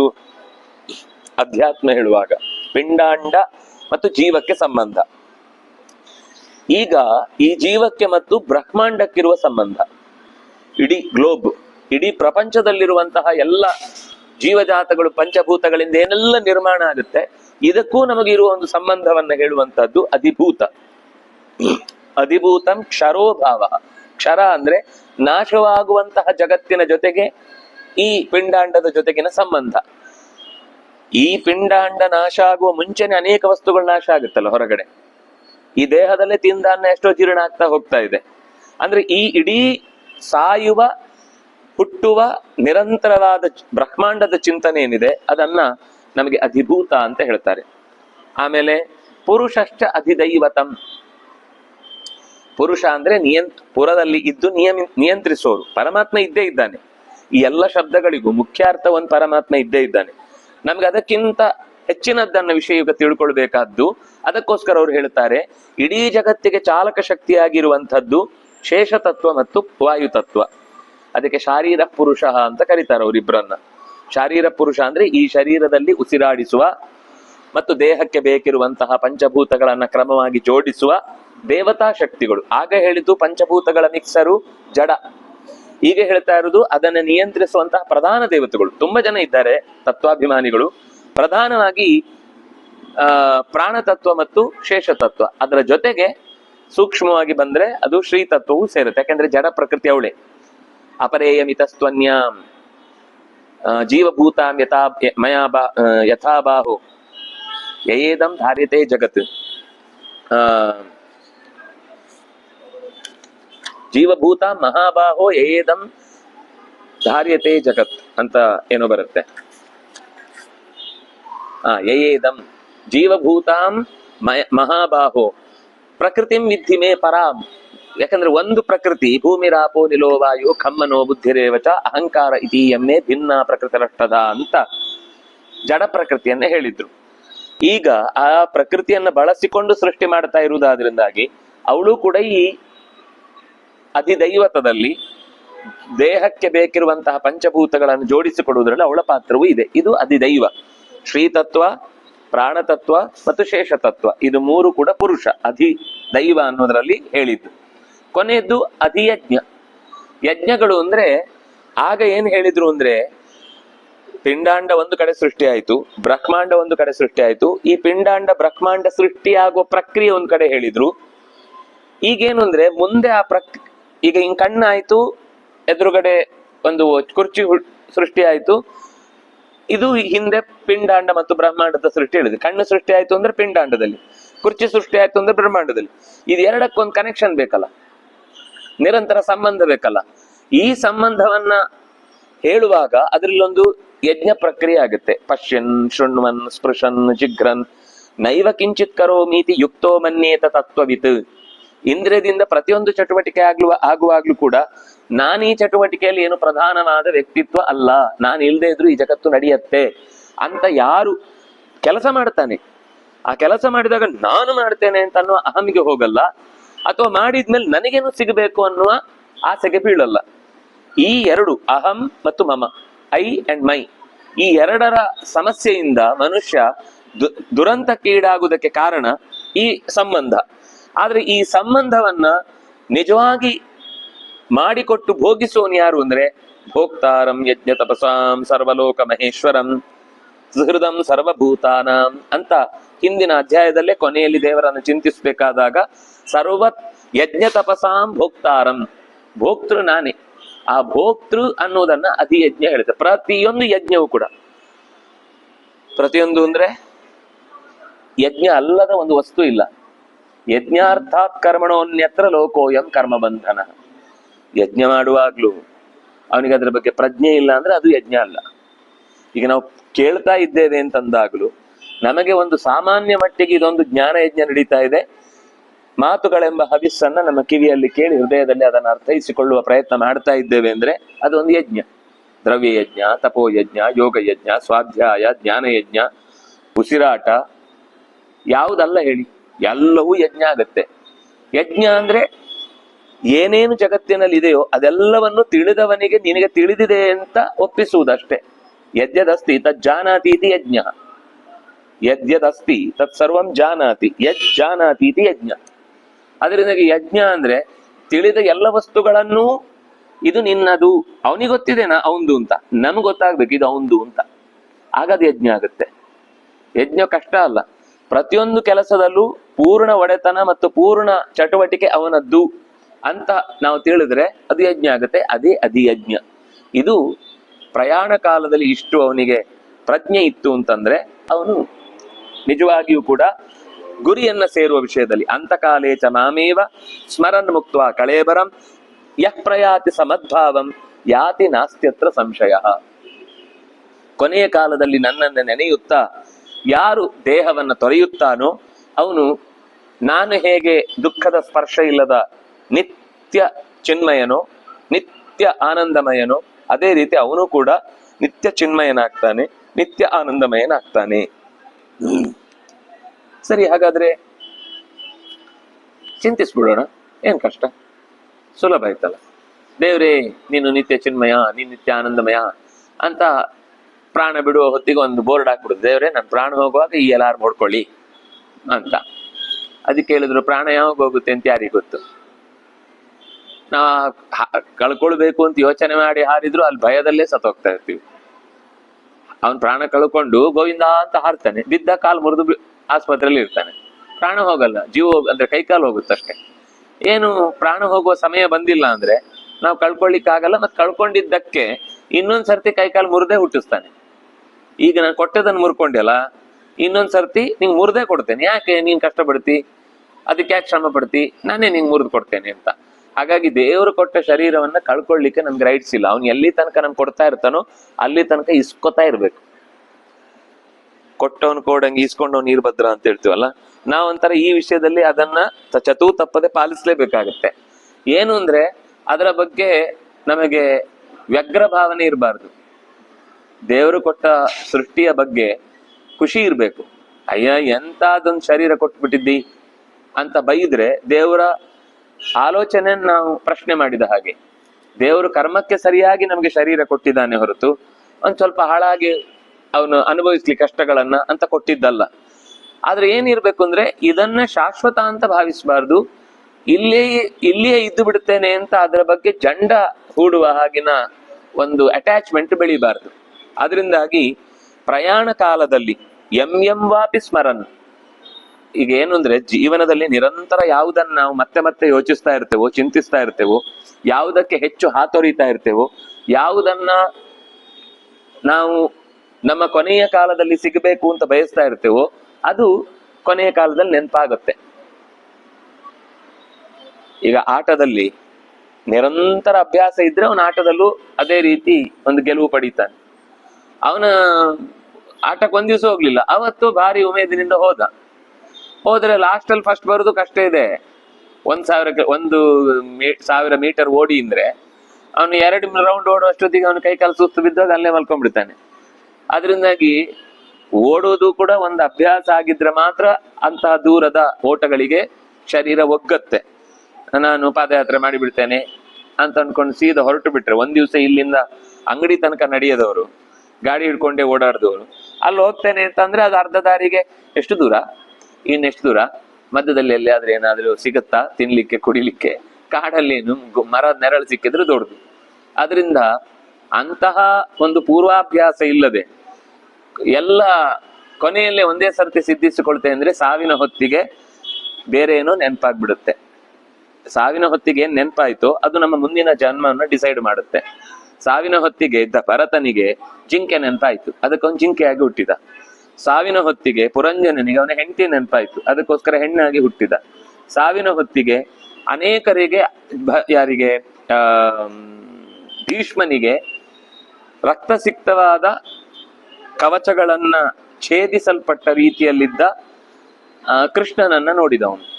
ವಸ್ತುತಃ ಕೃಷ್ಣನಿಗೆ ಮಾನುಷ ಶರೀರ ಇಲ್ಲ, ಆದ್ರೆ ಅವನು ಆ ರೀತಿ ಕಲ್ಪಿಸಿಕೊಂಡು ಸತ್ತ. ಹಾಗಾಗಿ ಅವನಿಗೆ ಮತ್ತೆ ಅವನ ಮೂಲ ರೂಪವೇ ಸಿಕ್ಕಿತು. ಈಗ ದೇವರನ್ನು ಹಾಗಾದ್ರೆ ಎಂ ವಾಪಿ ಸ್ಮರನ್ ಭಾವಂ, ದೇವರನ್ನು ನೋಡಿದ್ರೆ ದೇವರಾಗ್ತಾನ ಅಂತ ಒಂದು ಪ್ರಶ್ನೆ ಬರುತ್ತೆ. ದೇವರಾಗುದಿಲ್ಲ, ದೇವರ ಹಾಗೆ ಇವನಿಗೂ ಕೂಡ ಚಿನ್ಮಯನಾಗ್ತಾನೆ. ಅಲ್ಲಿ ನೋಡಿ ಆ ಜಿಂಕೆ ಆಗಿದ್ದಲ್ಲ, ಆ ಜಿಂಕೆಯಂತ ಒಂದು ಶರೀರ ಬಂತು ಇವನಿಗೆ. ಹೆಣ್ಣಾಗಿದ್ದು ಅಂತಂದ್ರೆ ಅದೇ ಹೆಣ್ಣಾದದ್ದಲ್ಲ, ಪುರಂಜನನ ಹೆಂಡತಿಯ ಜೊತೆಗಿದ್ದಾಗ ಅವನು ಇನ್ನೊಂದು ಹೆಣ್ಣಾಗಿ ಹುಟ್ಟಿದ. ಹಾಗೆ ಇಲ್ಲಿ ದೇವರಾಗುದಲ್ಲ, ದೇವರ ಹಾಗೆ ಜ್ಞಾನಾನಂದಮಯನಾದ ಶರೀರದವನಾಗಿ ಬಿಡುಗಡೆಯ ದಾರಿಗೆ ಬಹಳ ಬೇಗ ಸಾಕ್ತಾನೆ ಅಂತ ಈ ಅರ್ಥದಲ್ಲಿ ಹೇಳಿದ್ದು. ಆಚಾರ್ಯರು ಅದಕ್ಕೆ ವೇದಗಳ ಸಮರ್ಥನೆ ಮಾಡ್ತಾರೆ. ಅಲ್ಲಿ ಏನು ಹೇಳಿದ್ದಾರೆ, ವೇದದಲ್ಲಿ ನಮ್ಮ ಯೋಗ್ಯತೆಗೆ ತಕ್ಕಂತೆ ಇರುವಂತಹದ್ದು ಸಿಗುತ್ತೆ ಹೊರತು, ಯಾರೋ ದೇವರನ್ನ ನೆನಪಿಸಿಕೊಂಡ, ಯಾವುದೋ ದೇವತಾ ಶಕ್ತಿಯನ್ನು ನೆನೆಸ್ಕೊಂಡ ಅಂದ್ರೆ ಅವನು ಆ ದೇವತಾ ಶಕ್ತಿ ಆಗುದಿಲ್ಲ. ಆ ದೇವತಾ ಶಕ್ತಿಯ ಅನುಗ್ರಹದಿಂದ ಇವನಿಗೆ ಮುಂದೆ ಯಾವ ತರದ ಜನ್ಮ ಬರಬೇಕಿರುತ್ತೋ ಅಂತದ್ದು ಸುಲಭವಾಗಿ ಸಿಗುತ್ತೆ ಅಂತ. ಹೀಗೆ ತಂತಮೇವ ಏತಿ ಕೌಂತೆಯ, ಅದದೇ ರೀತಿಯ ಸ್ವರೂಪಕ್ಕೆ ಆತ ಮುಂದಿನ ಶರೀರವನ್ನ ಪಡೀತಾನೆ. ಅಂದ್ರೆ ಅವನಿಗೆ ಆ ಸಂಸ್ಕಾರ, ಸಾವಿನ ಹೊತ್ತಿನ ಸಂಸ್ಕಾರ ಮುಂದಿನ ಶರೀರದ ನಿರ್ಮಾಣ ಮಾಡುತ್ತೆ. ಅದರಿಂದಾಗಿ ತಸ್ಮಾತ್ ಸರ್ವೇಷು ಕಾಲೇಶು ಮಾಂ ಅನುಸ್ಮರ ಯುದ್ಧಚ. ಬಹುಶಃ ಸ್ಮರಣೆ ಮಾಡುವುದರಲ್ಲಿ ಅತ್ಯಂತ ಕಷ್ಟಕರವಾದ ಜಾಗ ಯಾವುದು ಅಂದ್ರೆ ಯುದ್ಧ. ಬೇರೆ ಎಲ್ಲಿಯಾದ್ರೂ ಸ್ಮರಣೆ ಮಾಡ್ಬೋದು, ಯುದ್ಧದಲ್ಲಿ ಎದುರಾಳಿ ಜೊತೆಗೆ ಹೊಡಿದಾಡುವುದೋ ಬಡದಾಡುವುದೋ, ಸಿಟ್ಟು ಬರಬೇಕೋ, ಅವನನ್ನು ಸೋಲಿಸುವ ಸ್ಟ್ರಾಟರ್ಜಿ ಮಾಡಬೇಕು, ಅವನೇನು ದಾಳಿ ಮಾಡ್ತಾನೆ ಅದಕ್ಕೆ ಹೇಗೆ ಪ್ರತ್ಯುತ್ತರ ಕೊಡಬೇಕು ಅಂತ ಯೋಚಿಸ್ಬೇಕು, ದೇವರನ್ನ ನೆನಿಬೇಕು. ಅಲ್ಲಿಯೂ ನಿನಗೆ ದೇವರ ನೆನಪು ಮಾಡುವಷ್ಟು ನೀನು ದೊಡ್ಡವನಾದಿ ಅಂದ್ರೆ ಇನ್ ಎಲ್ಲಿ ಬೇಕಾದ್ರೂ ದೇವ್ರ ನೆನಪಾಗುತ್ತೆ. ಇದಕ್ಕಿಂತ ಕಷ್ಟದ ಜಾಗ ಮತ್ತೊಂದಿಲ್ಲ. ಆದ್ರೆ ಇದನ್ನೇ ನೀನು ಮಾಂ ಅನುಸ್ಮರ ಯುದ್ಧಚ, ಯುದ್ಧ ಮಾಡು, ನನ್ನನ್ನು ನೆನೆಸ್ಕೊಂಡು ಯುದ್ಧ ಮಾಡು. ಇದು ಭಗವಂತನ ಪ್ರೇರಣೆಯಿಂದ ಆಗ್ತಾ ಇರುವಂತಹ ಯುದ್ಧ. ಅವನ ಪ್ರೀತಿಗಾಗಿ ನನ್ನ ಶೌರ್ಯ ಪ್ರತಾಪಗಳನ್ನ ತೋರಿಸ್ತಾ ಇದ್ದೇನೆ ಅಂತ ಹೇಳಿ ನೀನು ಯುದ್ಧ ಮಾಡು. ಯಾಕೆಂದ್ರೆ ಮೈಯರ್ಪಿತ ಮನೋಬುದ್ಧಿ, ನನ್ನಲ್ಲೇ ಅರ್ಪಿಸಲ್ಪಟ್ಟ ಸಂಕಲ್ಪ ಮತ್ತು ತೀರ್ಮಾನ ಇವೆಲ್ಲವೂ ಕೂಡ ಮಾಮೇವ ಯಶಸ್ಸಿ, ನನ್ನನ್ನೇ ಹೊಂದುವುದಕ್ಕೆ ಕಾರಣ ಆಗುತ್ತೆ. ಅಸಂಶಯಂ, ಇದರಲ್ಲಿ ಸಂದೇಹ ಬೇಡ ನಿನಗೆ. ನೆನೆದು ಕಾರ್ಯ ಮಾಡಿದಾಗ ಏನೋಪ್ಪ ಹೇಳ್ತಾರೆ, ಹಾಗೆ ಗೀತೆಯಲ್ಲಿ ಸುಮಾರು ಸತ್ಯ ಹೇಳ್ತಾರೆ, ನನ್ನನ್ನು ನೆನಪಿಸ್ಕೊ ಮಾಡು ಅಂತ. ನಾನೇನೋ ಮಾಡ್ತಾ ಇದ್ದೇನೆ, ಆದ್ರೆ ಹೌದೋ ಅಲ್ಲೋ ಗೊತ್ತಿಲ್ಲ ನನಗೆ ಅಂತ ಸಂದೇಹ ಪಡಬೇಡ. ನಿಶ್ಚಯವಾಗಿ ಅವನು ನಿನ್ನ ರಕ್ಷಣೆಗೆ ಜೊತೆಗಿದ್ದಾನೆ ಅನ್ನುವ ಭರವಸೆ ಜೊತೆಗೆ ಮಾಡು. ಹೀಗೆ ಅಭ್ಯಾಸ ಮಾಡ್ತಾ ಹೋದ್ರೆ, ಅಭ್ಯಾಸ ಯೋಗ ಯುಕ್ತೇನ ಚೇತಸ ಅನನ್ಯಗಾಮಿನ, ಅವನನ್ನೇ ನೆನಿಬೇಕು. ಇನ್ಯಾವುದೋ ಉಳಿದ ಬೇರೆ ಬೇರೆ ವಿಷಯಗಳನ್ನ ನೆನೆದು ನಾವು ಆ ಕರ್ತವ್ಯವನ್ನು ಎಷ್ಟೇ ಚೆನ್ನಾಗಿ ಮಾಡಿದ್ರು ಕೂಡ ಅದು ಭಗವಂತನಿಗೆ ಪ್ರಿಯ ಆಗುತ್ತೆ ಅಂತಿಲ್ಲ. ಉಳಿದ ದೇವತೆಗಳನ್ನ ನೆನೆಯೋದು ತಪ್ಪು ಅಂತ ಹೇಳಲಿಲ್ಲ, ಆದ್ರೆ ಉಳಿದ ದೇವತೆಗಳಲ್ಲಿ ನಿಂತು ಮಾಡುವವ ನಾನೇ ಅನ್ನುವ ಎಚ್ಚರ ಅವನಿಗಿತ್ತು ಅಂತಂದ್ರೆ ಆಗ ಅವನು ದಿವ್ಯವಾದ ಶರೀರವನ್ನ, ದಿವ್ಯಂ ಪರಮಂ ಪುರುಷಂ ಯಾತಿ, ಉತ್ತಮವಾದ ಶರೀರವನ್ನ ಆತ ಹೊಂದುತ್ತಾನೆ, ಪರಮಾತ್ಮನ ಲೀಲೆಯ ಅನುಭವಗಳನ್ನ ಪಡೀತಾನೆ. ದೇವ್ರು ಎಂಥವನು? ಈಗ ನೀವು ಆಗದಿಂದ ದೇವರನ್ನ ನೆನೀರಿ ನೆನೀರಿ ನೆನೀರಿ ಅಂತ ನಾವು ನೆನ್ಸಿಟ್ಟು ಒದ್ದೆ ಆಗಿ ಉಬ್ಬಿ ಹೋಗ್ಬಿಟ್ಟಿದೆ. ಏನ್ ನೆನೀತಾ ಇದ್ದೇವೆ ಗೊತ್ತಾಗ್ತಾ ಇಲ್ಲ. ಒಂದು ನೆನೆ. ನನೆ ಅಂತಂದ್ರೆ ಒದ್ದೆ ಮಾಡುದು, ನೆನೆ ಅಂತಂದ್ರೆ ನೆನ್ಪಿಸ್ಕೊಳ್ಳುದು, ಎರಡು ಒಂದೇ ಶಬ್ದ ಅಲ್ಲ. ನನೆ ಹಾಕುವುದು ಅಂತಂದ್ರೆ ಉದ್ದು ನನೆ ಹಾಕುವುದು. ಮನಸ್ಸಿನಲ್ಲಿ ದೇವರನ್ನ ನೆನೆಯುವುದು. ನೆನೆ ಬೇರೆ, ನನೆ ಬೇರೆ. ನಮ್ಗ ಆ ಪದಗಳ ವ್ಯತ್ಯಾಸ ಗೊತ್ತಿಲ್ಲ. ನೆಂದು ನೆಂದು ನೆಂದು ಎಲ್ಲ ಒದ್ದೆ ಆಗ್ಬಿಟ್ಟಿರುತ್ತೆ ಬುದ್ಧಿ. ದೇವರನ್ನ ಹೇಗ್ ಚಿಂತಿಸ್ಬೇಕು? ತುಂಬಾ ಒಳ್ಳೆ ಮಾತು. ದೇವರನ್ನ ಕವಿಂ, ಸರ್ವಜ್ಞ ಅಂತ ತಿಳ್ಕೊ. ಎಲ್ಲ ಗೊತ್ತಿದೆ ಅವನಿಗೆ, ನನ್ನ ಬಗ್ಗೆ, ನಿಮ್ ಬಗ್ಗೆ, ಈಗ ಆಗುವ ಘಟನೆಯ ಬಗ್ಗೆ. ನಿಮ್ಮಿಂದ ಬಯಸ್ಕೊಳ್ಬೇಕಿದ್ರೆ ಅದು ಗೊತ್ತಿರುತ್ತೆ, ನನ್ನಿಂದ ಹೊಗಳಿಸ್ಕೊಳ್ಬೇಕಂದ್ರೆ ಅದು ಗೊತ್ತಿರುತ್ತೆ. ಯಾವಾಗ ಯಾರನ್ನು ಹೇಗೆ ಏನೇನ್ ಮಾತಾಡಿ ಏನೇನು ಚಟುವಟಿಕೆಯಿಂದ ಅವನ್ನ ನೋಯಿಸಿ ಅಥವಾ ಯಾವ ರೀತಿ ಅವರನ್ನು ಉಪಕರಿಸಿ ಅವರಿಗೆ ಸಹಕರಿಸ್ಬೇಕು ಅಂತಿದೆಯೋ ಅದೆಲ್ಲ ಅವನಿಗೆ ಗೊತ್ತಿದೆ. ಅವನ ಗಮನಕ್ಕೆ ಬರದೆ ಒಂದ್ ಸಣ್ಣ ಕೆಲಸನೂ ಆಗಲ್ಲ. ಇದು ಒಂದು ರೀತಿ. ಇನ್ನೊಂದು ಕವಿ ಅಂತಂದ್ರೆ ಅವನಷ್ಟು ಚಂದ ಕಾವ್ಯ ಮಾಡಿಕೊಡುವ ಜಗತ್ತಲ್ಲಿ ಇಲ್ಲ. ವೇದವ್ಯಾಸರು ಕವಿ. ನಾವು ಲೋಕದಲ್ಲಿ ಇನ್ನೇನೇನೇನೋ ಕವಿಗಳನ್ನ ನೋಡಿ ಎಷ್ಟೆಷ್ಟೋ ಕಾವ್ಯಗಳನ್ನ ಅನುಸಂಧಾನ ಮಾಡಿದ್ರು ಕೂಡ ಅದು ದೇವರ ಲೆವೆಲ್ಗೆ ಬಂದ್ರೆ ಏನು ಇಲ್ಲ. ಇದು ನಾವು ಸುಮ್ನೆ ದೇವರು ಅವನ್ ಏನ್ ಮಾಡಿದ್ರು ಸರಿ ಅಂತ ದೊಡ್ಡವನು ಅಂತ ಅಭಿಮಾನದಿಂದ ಹೇಳಬಾರದು. ನಿಜವಾದ ಅರ್ಥದಲ್ಲಿ ಉಳಿದ ಕಾವ್ಯಗಳ ಜೊತೆಗೆ ತುಲನೆ ಮಾಡಿ ದೇವರ ಸ್ವಾರಸ್ಯವನ್ನ ಅಥವಾ ಜಗತ್ತಿನ ಸ್ವಾರಸ್ಯವನ್ನ ಕಾವ್ಯಗಳ ಮಟ್ಟಿಗೆ ಯೋಚನೆ ಮಾಡಿದ್ರೆ ವೇದವ್ಯಾಸರ ಮಾತು ಎಷ್ಟು ಹೆಚ್ಚು ಅಂತದ್ದನ್ನು ವರ್ಣನೆ ಮಾಡುತ್ತೆ ಅನ್ನೋದನ್ನು ನಾವು ಆಲೋಚನೆ ಮಾಡಬೇಕಾದದ್ದು. ಯಾಕಂದ್ರೆ ಕೆಲವರಿಗೆ ಏನು ಅಂದ್ರೆ ಕವಿಗಳ ಅಂದ್ರೆ ಮುಗಿದೋಯ್ತು, ವೇದವ್ಯಾಸ ಅದೇನು ಸುಮ್ಮನೆ ಕತೆ, ಅದ್ರಲ್ಲಿ ಏನು ಅಂತ ಮಹತ್ವದಿಲ್ಲ ಅಂತ ಅದನ್ನು ಒಂಥರ ನಿಕೃಷ್ಟವಾಗಿ ಕಾಣ್ತಾರೆ, ನಿರ್ಲಕ್ಷ್ಯ ಮಾಡ್ತಾರೆ. ಅದರಲ್ಲಿರೋ ತಪ್ಪುಗಳನ್ನೆಲ್ಲ ಹುಡುಕಿ ಪ್ರಶಸ್ತಿಗಳನ್ನು ಪಡ್ಕೊಳ್ತಾರೆ ಬೇಕಿದ್ರೆ. ವ್ಯಾಸ ದುರುಕ್ತಿ ಶಿಕ್ಷಾ, ವ್ಯಾಸರು ಬರೆದಂತ ತಪ್ಪುಗಳನ್ನ ತಿದ್ದುಪಡಿ ಮಾಡಿದ ಮಹಾತ್ಮ ಅಂತ. ಅವರಿಗೆ ಬೇಸಿಕ್ ಸೆನ್ಸ್ ಗೊತ್ತಿರಬೇಕಾದ್ದು. ಪಾಣಿನಿ ವ್ಯಾಸರು ಬಂದ ಮೇಲೆ ಬಂದಿದ್ದು. ವ್ಯಾಸರು ಬರೆದ ವಾಕ್ಯಗಳಿಗಿರುವ ವ್ಯಾಕರಣವನ್ನ ಅವರು ತನ್ನ ಸೂತ್ರಗಳಲ್ಲಿ ಸೇರಿಸ್ಬೇಕು ಹೊರತು ಇವರು ಆಮೇಲೆ ಯಾವತ್ತೋ ಬರೆದ ವ್ಯಾಕರಣಗಳಿಗೆ ಪೂರ್ವದಲ್ಲಿ ಬರೆದ ವ್ಯಾಸರು ತಮ್ಮ ಗ್ರಂಥವನ್ನ ತಿದ್ದಿಕೊಳ್ಳುವುದಲ್ಲ. ಆದ್ರಿಂದ ಇಂಥ ಸಾಮಾನ್ಯ ಪ್ರಜ್ಞೆ ಇದ್ರೆ ಭಗವಂತ ಯಾಕೆ ಕವಿ, ಉಳಿದವರು ಯಾಕೆ ಕಪಿಗಳು ಅಂತ ಗೊತ್ತಾಗುತ್ತೆ. ದೇವ್ರ ಮುಂದೆ ಎಲ್ಲ ಕಪಿಗಳೇ, ಆದ್ರೆ ನಮ್ಮ ಮುಂದೆ ಅವ್ರ ಕವಿಗಳು. ಯಾಕಂದ್ರೆ ನಮ್ಗಿಂತ ಚೆನ್ನಾಗಿ ಬರೀತಾರೆ, ಓದ್ತಾರೆ, ಮಾಡ್ತಾರೆ ಅನ್ನೋದು ಸರಿ. ಆದ್ರೆ ಅವರನ್ನು ಅನುಸರಿಸುವ ಮಂದಿಗೆ ವ್ಯಾಸರ ಬಗ್ಗೆ ಏನು ತಪ್ಪು ಕಲ್ಪನೆ ಇದೆ ಅದನ್ನು ನಾವು ಜಾಗ್ರತೆಯಿಂದ ನಿರ್ವಹಣೆ ಮಾಡಬೇಕು. ಕವಿಂ ಅತ್ಯಂತ ಹಳಬ, ಆದ್ರೆ ಎಲ್ರಿಗಿಂತ ಹೆಚ್ಚು ಅಪ್ಡೇಟ್ ಆದವ. ಪುರಾ ಅಪಿ ನವಂ. ನಾವೊಂದೋ ಒಂದು ಅಪ್ಡೇಟ್ ಆಗಿ ಆಗಿ ಆಗಿ ಹಳೆದೇನು ಅಂತಾನೆ ಗೊತ್ತಿಲ್ಲ. ಅದು ನಮ್ಮ ಕಾಲದಲ್ಲೆಲ್ಲ ಯೂಸ್ ಮಾಡ್ತಿರ್ಲಿಲ್ಲ ಆ ಶಬ್ದ, ಗೊತ್ತಿಲ್ಲ ನಮ್ಗೆ.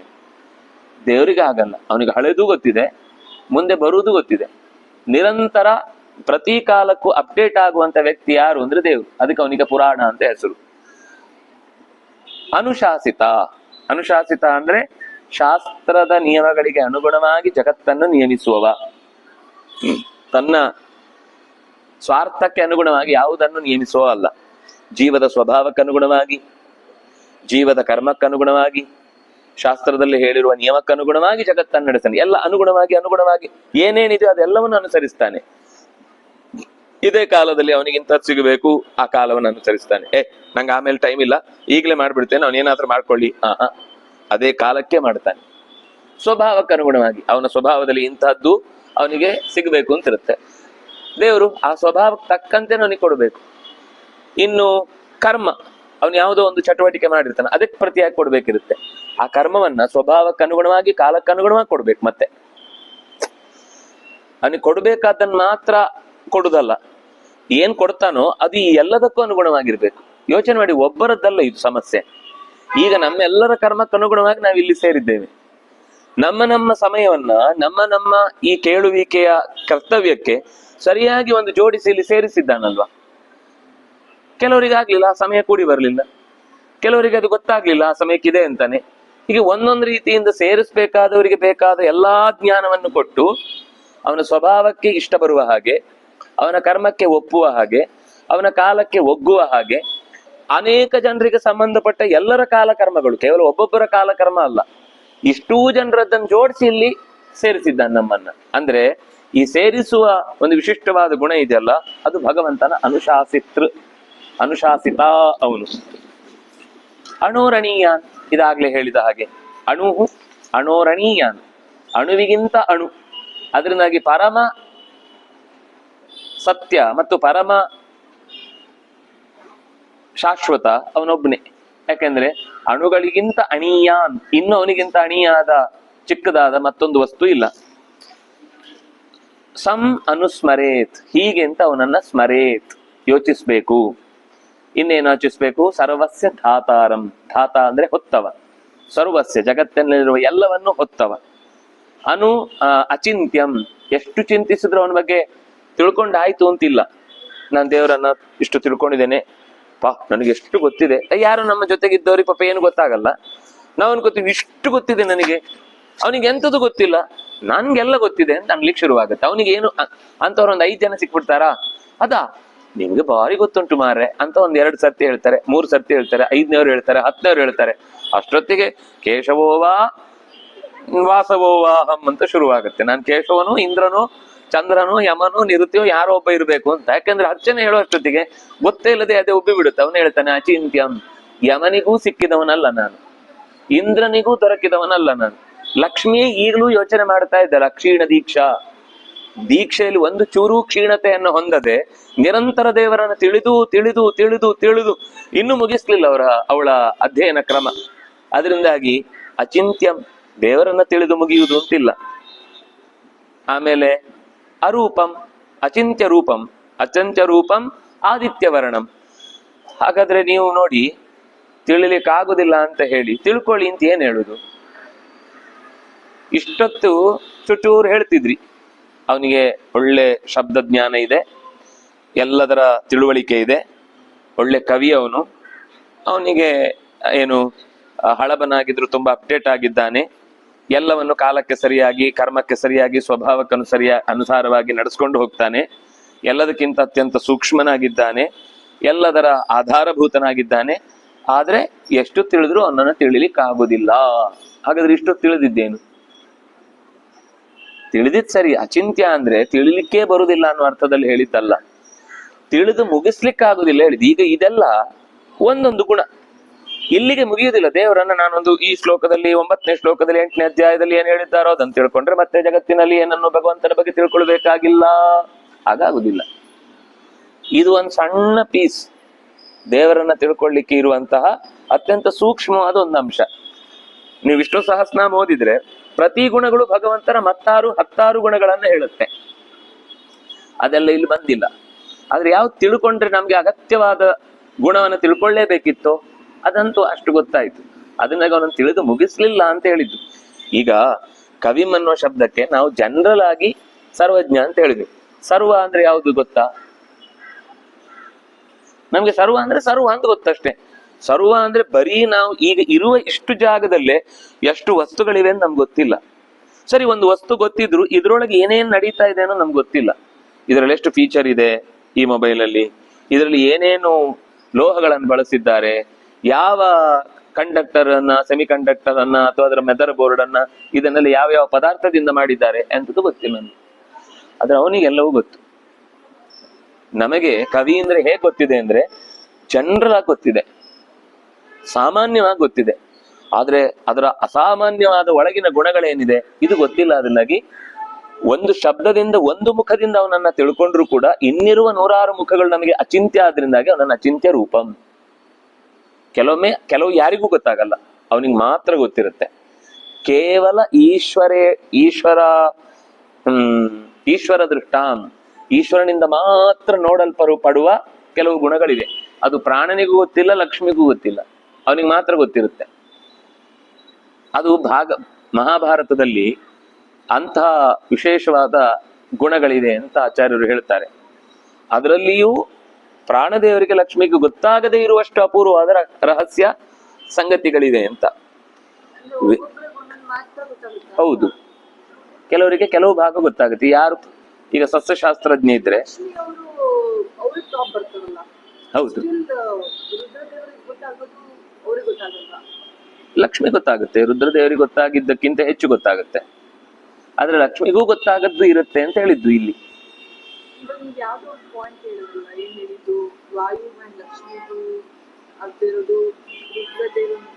ಇಲ್ಲ ಇಲ್ಲ,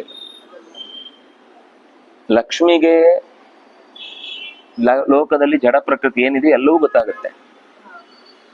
ನಾರಾಯಣನಿಗೆ ಅದಕ್ಕಿಂತ ಹೆಚ್ಚಿನದು ಗೊತ್ತಿದೆ. ಲಕ್ಷ್ಮಿಗೆ ಎಷ್ಟು ಗೊತ್ತಿದೆಯೋ ಅಷ್ಟು ಪ್ರಾಣನಿಗೆ ಗೊತ್ತಿಲ್ಲ.